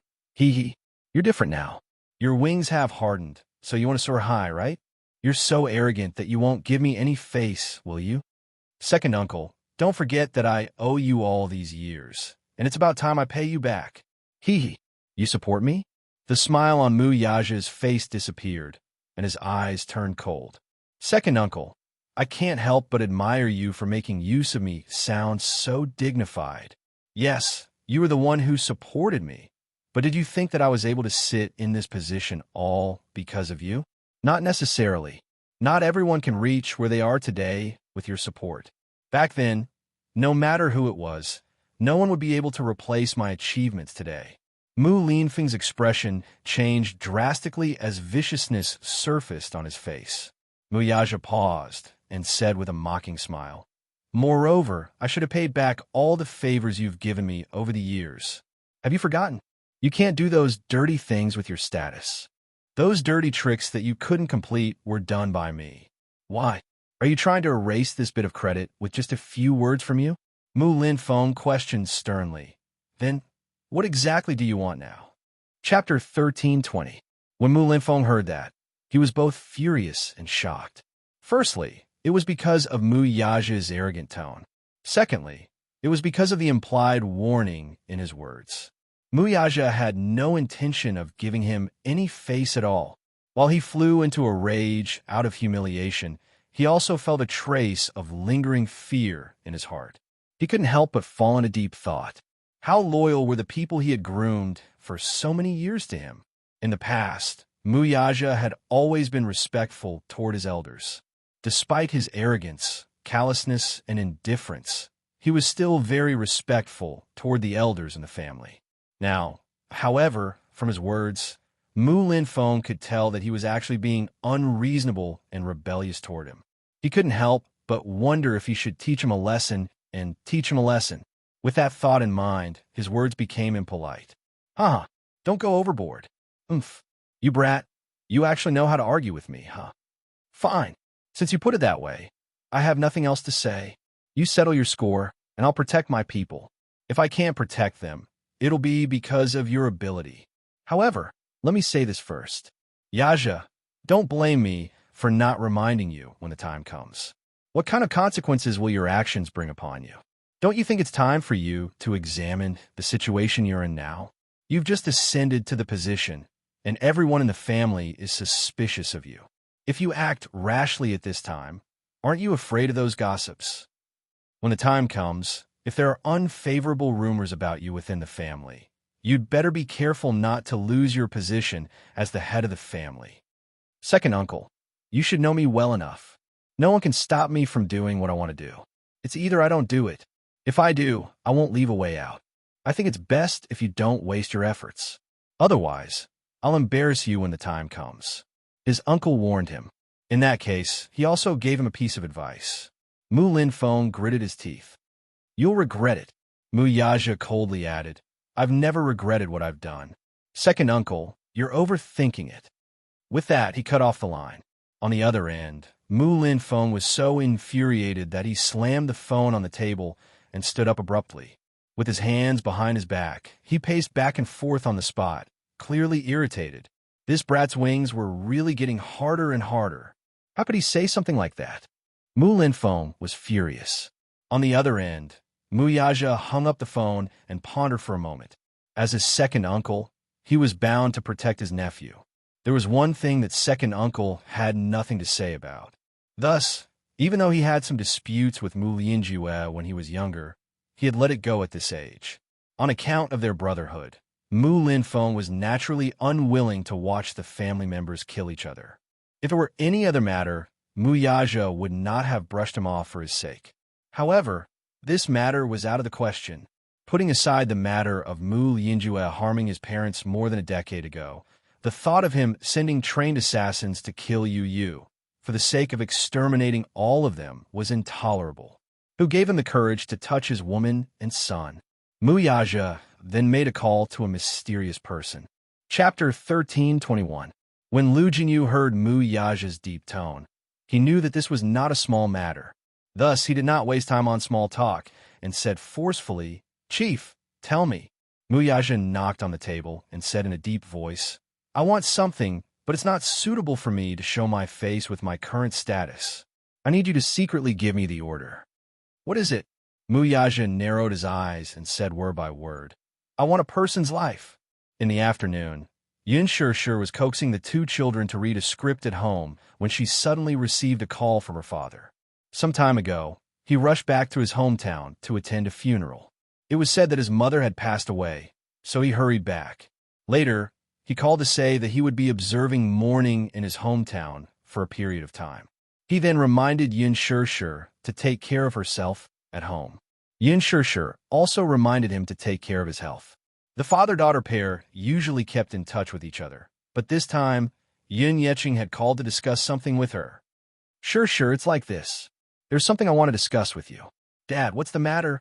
Do you still remember Uncle Yeho whom you met when you were young? Uncle Yeho, Yun Yeho, was Yun Yeching's younger brother.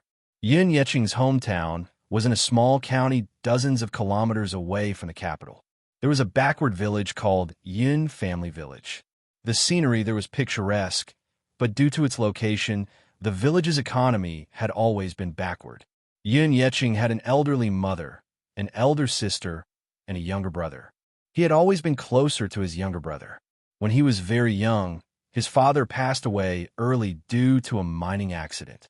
His mother raised the three children single-handedly. When he was young, he entrusted his mother to his younger brother, Yun Yeho, and came to the city to make a living. When he was young, he was high-spirited and had a good head for business, so he worked hard to make a name for himself. At that time, he wanted to bring his mother and siblings to the city to enjoy life. In the end, his old mother was used to living in the countryside and refused. Yun Yeho, on the other hand, allowed Yun Yeching to develop his career in the city with peace of mind. Since his mother was not in the city, it was only natural for him to stay at home and take care of her. Yin Lingru, on the other hand, could not wait to rush to the city. Her father arranged a job for her, so she settled down in the city, got married, and gave birth to a pair of children. This time, however, he was talking about Yin Yeho. It turned out that Yin Yeqing's mother's health had deteriorated a few years ago, and Yin Yeho had always been filial to her on behalf of his elder brother. Yin Yeqing would send a sum of money to his hometown every month, but ever since the Yin family's downfall, he could not help but feel a little strapped for cash. Hence, he could only send a small amount of money each month. Because of this, Yin Yeho's wife had complained about this. Yin Yeho, on the other hand, was an honest man. He did not complain at all and took good care of his mother all the time. It was just that the weather was unpredictable.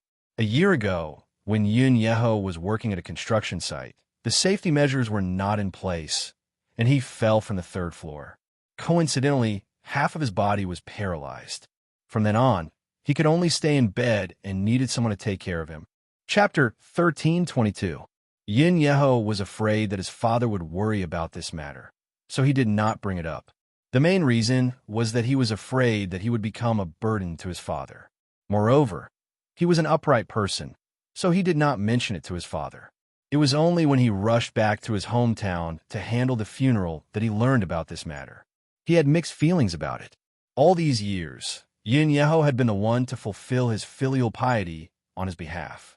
Now that his younger brother had fallen ill, it was only after a year that he, as his older brother, learned about it for the first time. When he saw his brother lying paralyzed on the bed with his weathered face, he suddenly felt guilty. He had let his younger brother down. Now that the funeral was over, Yin Yeqing had the idea of bringing his brother back to the city to live with him. He wanted to take good care of his younger brother while he was still young. However, he remembered that his house in the city had been sold, and he was now living with Yin Shishir. Would it be bad for him to bring his younger brother back? Although their house was big, he was afraid of disturbing Yin Shishir when he thought of how she would have her own family and life in the future. Hence, when Yin Yeqing called to ask for her opinion on this matter, he brought it up to her. Sure, I know that you're kind-hearted and won't reject my request. However, I still hope that you won't force yourself. I haven't been filial to you all these years. Now that your brother is sick, I feel bad and want to bring him back to the city to take care of him. Will you be angry with me? Yin Shishir was silent for a moment. Yin Yeho. Yin Shishir had met this man twice when she was young. This time, not long after she had arrived at the Yin residence, Yin Yeho and his family had gone to the city to visit their relatives. Wearing rustic clothes, they brought along local specialties, fruits, and vegetables from their hometown to visit Yin Yeqing's family. At that time, he had even carried her. He was very close to children and especially liked them. Between Yin Shishir and Yin Shishir, he especially liked the docile and obedient girl and doted on her. The second time was when Yin Yeqing's business was ruined and his family was in dire straits. Yin Yeho, on the other hand, had come here in secret behind his wife's back. He knew that his brother was having a hard time and that their family was in dire straits. Thus, he secretly gave him tens of thousands of yuan, which he had scrimped and saved to pay off his brother's debt. How could Yin Yeqing accept it? He rejected it again and again. His brother, on the other hand, was honest and did not say much. He just quietly stuffed the money into the cupboard before he left. Yin Shishir had a good impression of her brother.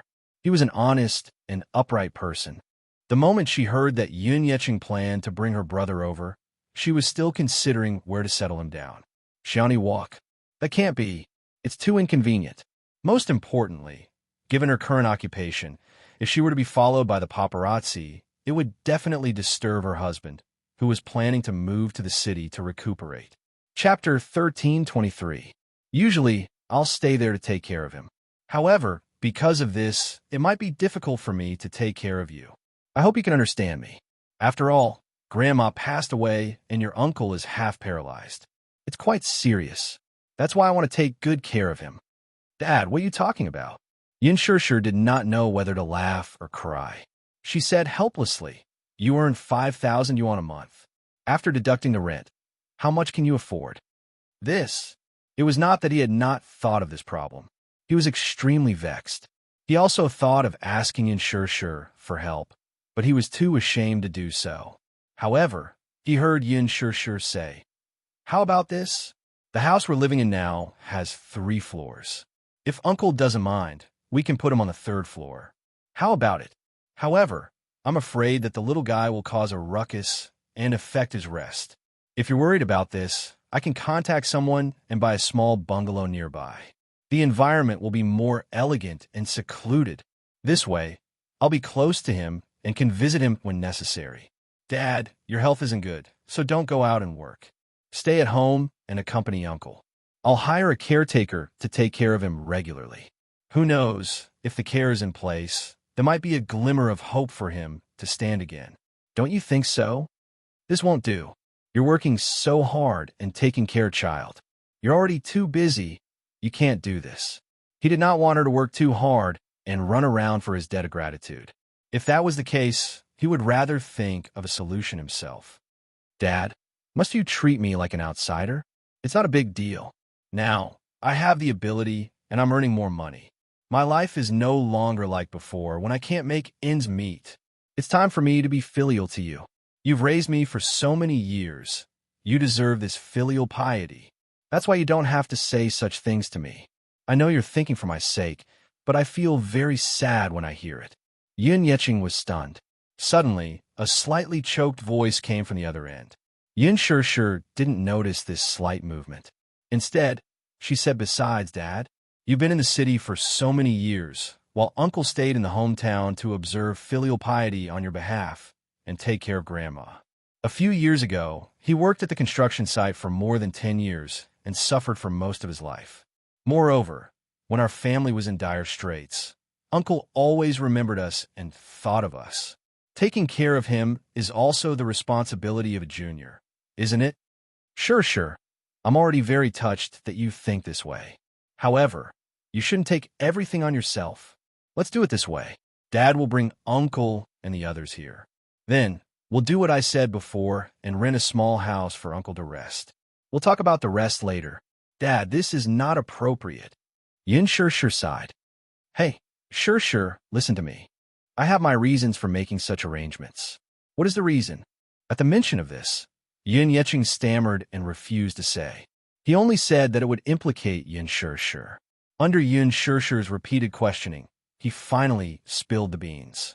Chapter 1324.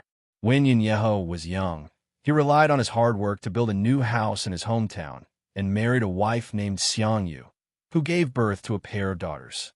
Originally, the days were peaceful and quiet. However, when Yin Yeho got into an accident, there were some subtle changes to his life. His wife did not usually go out to work. Instead, she took care of a few acres of land at home. Usually, she would work in the fields while her husband would work outside and send money home. Later, when he was working, he was seriously injured and became paralyzed. The pillar of support for the family collapsed, cutting off half of their source of income. As a result, the burden of living fell on his wife. At first, she did not complain. She would go out to farm in the day and come back at night to take care of Yin Yeho and his mother-in-law. However, not long after, Xiangyu became unhappy. She had to go out to work in the day and come back at night to take care of her seriously ill mother-in-law and the bedridden Yin Yeho. Gradually, her complaints increased. She was somewhat dissatisfied with Yin Yeqing and Yin Yeho. When Yin Yeqing's family was prosperous, he did not do anything to his mother and only sent some money home. However, when they were down and out, Yin Yeho secretly sent money to his father behind her back. Now that Yin Yeho was bedridden, not only did he not inform Yin Yeqing, but the latter also did not come back to visit him. Therefore, she once suggested that they get back the tens of thousands of yuan they had given to Yin Yeqing to ease their hard times. Yin Yeho was unwilling to do so. He said that it was not easy for Yin Yeqing either. Everything in the city had to be spent, and life was tough. The couple quarreled. From then on, they did not put in as much effort in taking care of Yin Yeho and his mother-in-law and appeared to be very perfunctory. This time, when Yin Yeqing went back to attend his mother's funeral, he learned of this matter and proposed to bring Yin Yeho to the city. When Xiangyu heard of this, she also wanted to follow them to the city. Yun Yeqing could not reject her because of his pride, but Yun Yeho was angry when he heard this. He was afraid that dragging his family would burden his father, so he refused to go to the city. Chapter 1325. Yun Yeho was infuriated. Her father hurriedly tried to smooth things over. Don't bother. Your whole family will follow me to the city. I still have some connections, so I can arrange jobs for your two daughters. With that, Xiangyu was satisfied. This was also the reason why Yun Yeqing repeatedly said that he could not burden Yun Shih. With Li Qin in front of him, he had suffered enough. Naturally, he could not let Yun Shih have another burden. Who knew if she was the second Li Qin? Yun Yeqing did not dare to let Yun Shih carry another burden. Yun Shih smiled at his words and said, Dad, you've taught me before that a harmonious family will prosper.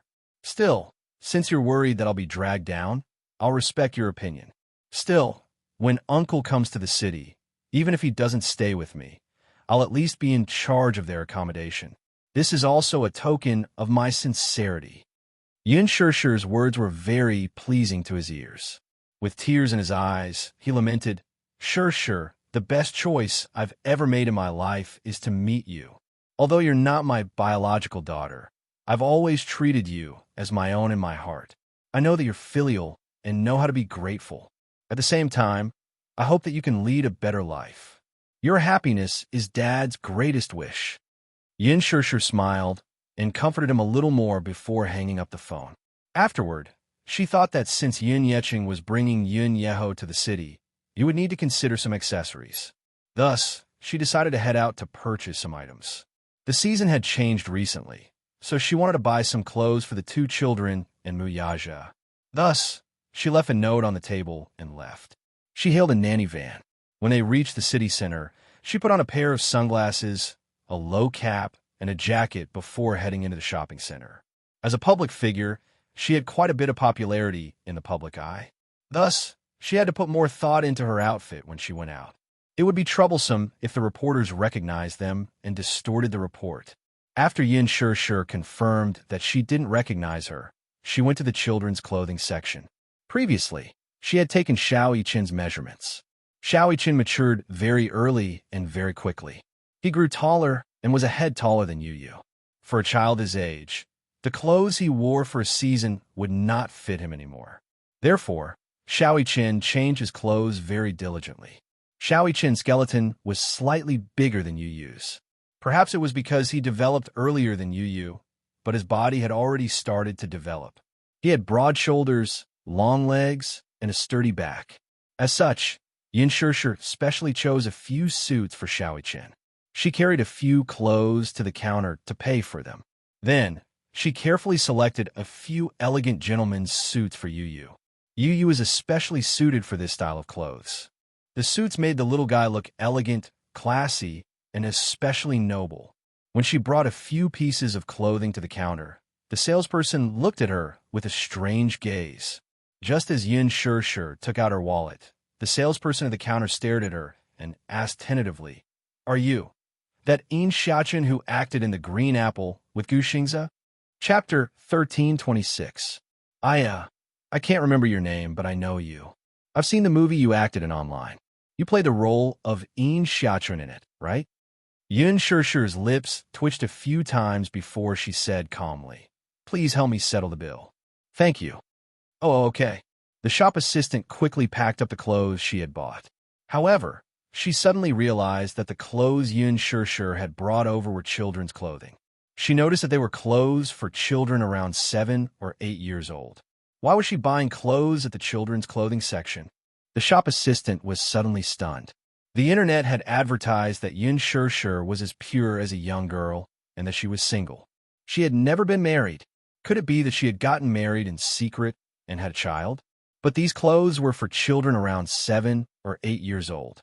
If she were to convert, she would have had a child at the age of 18.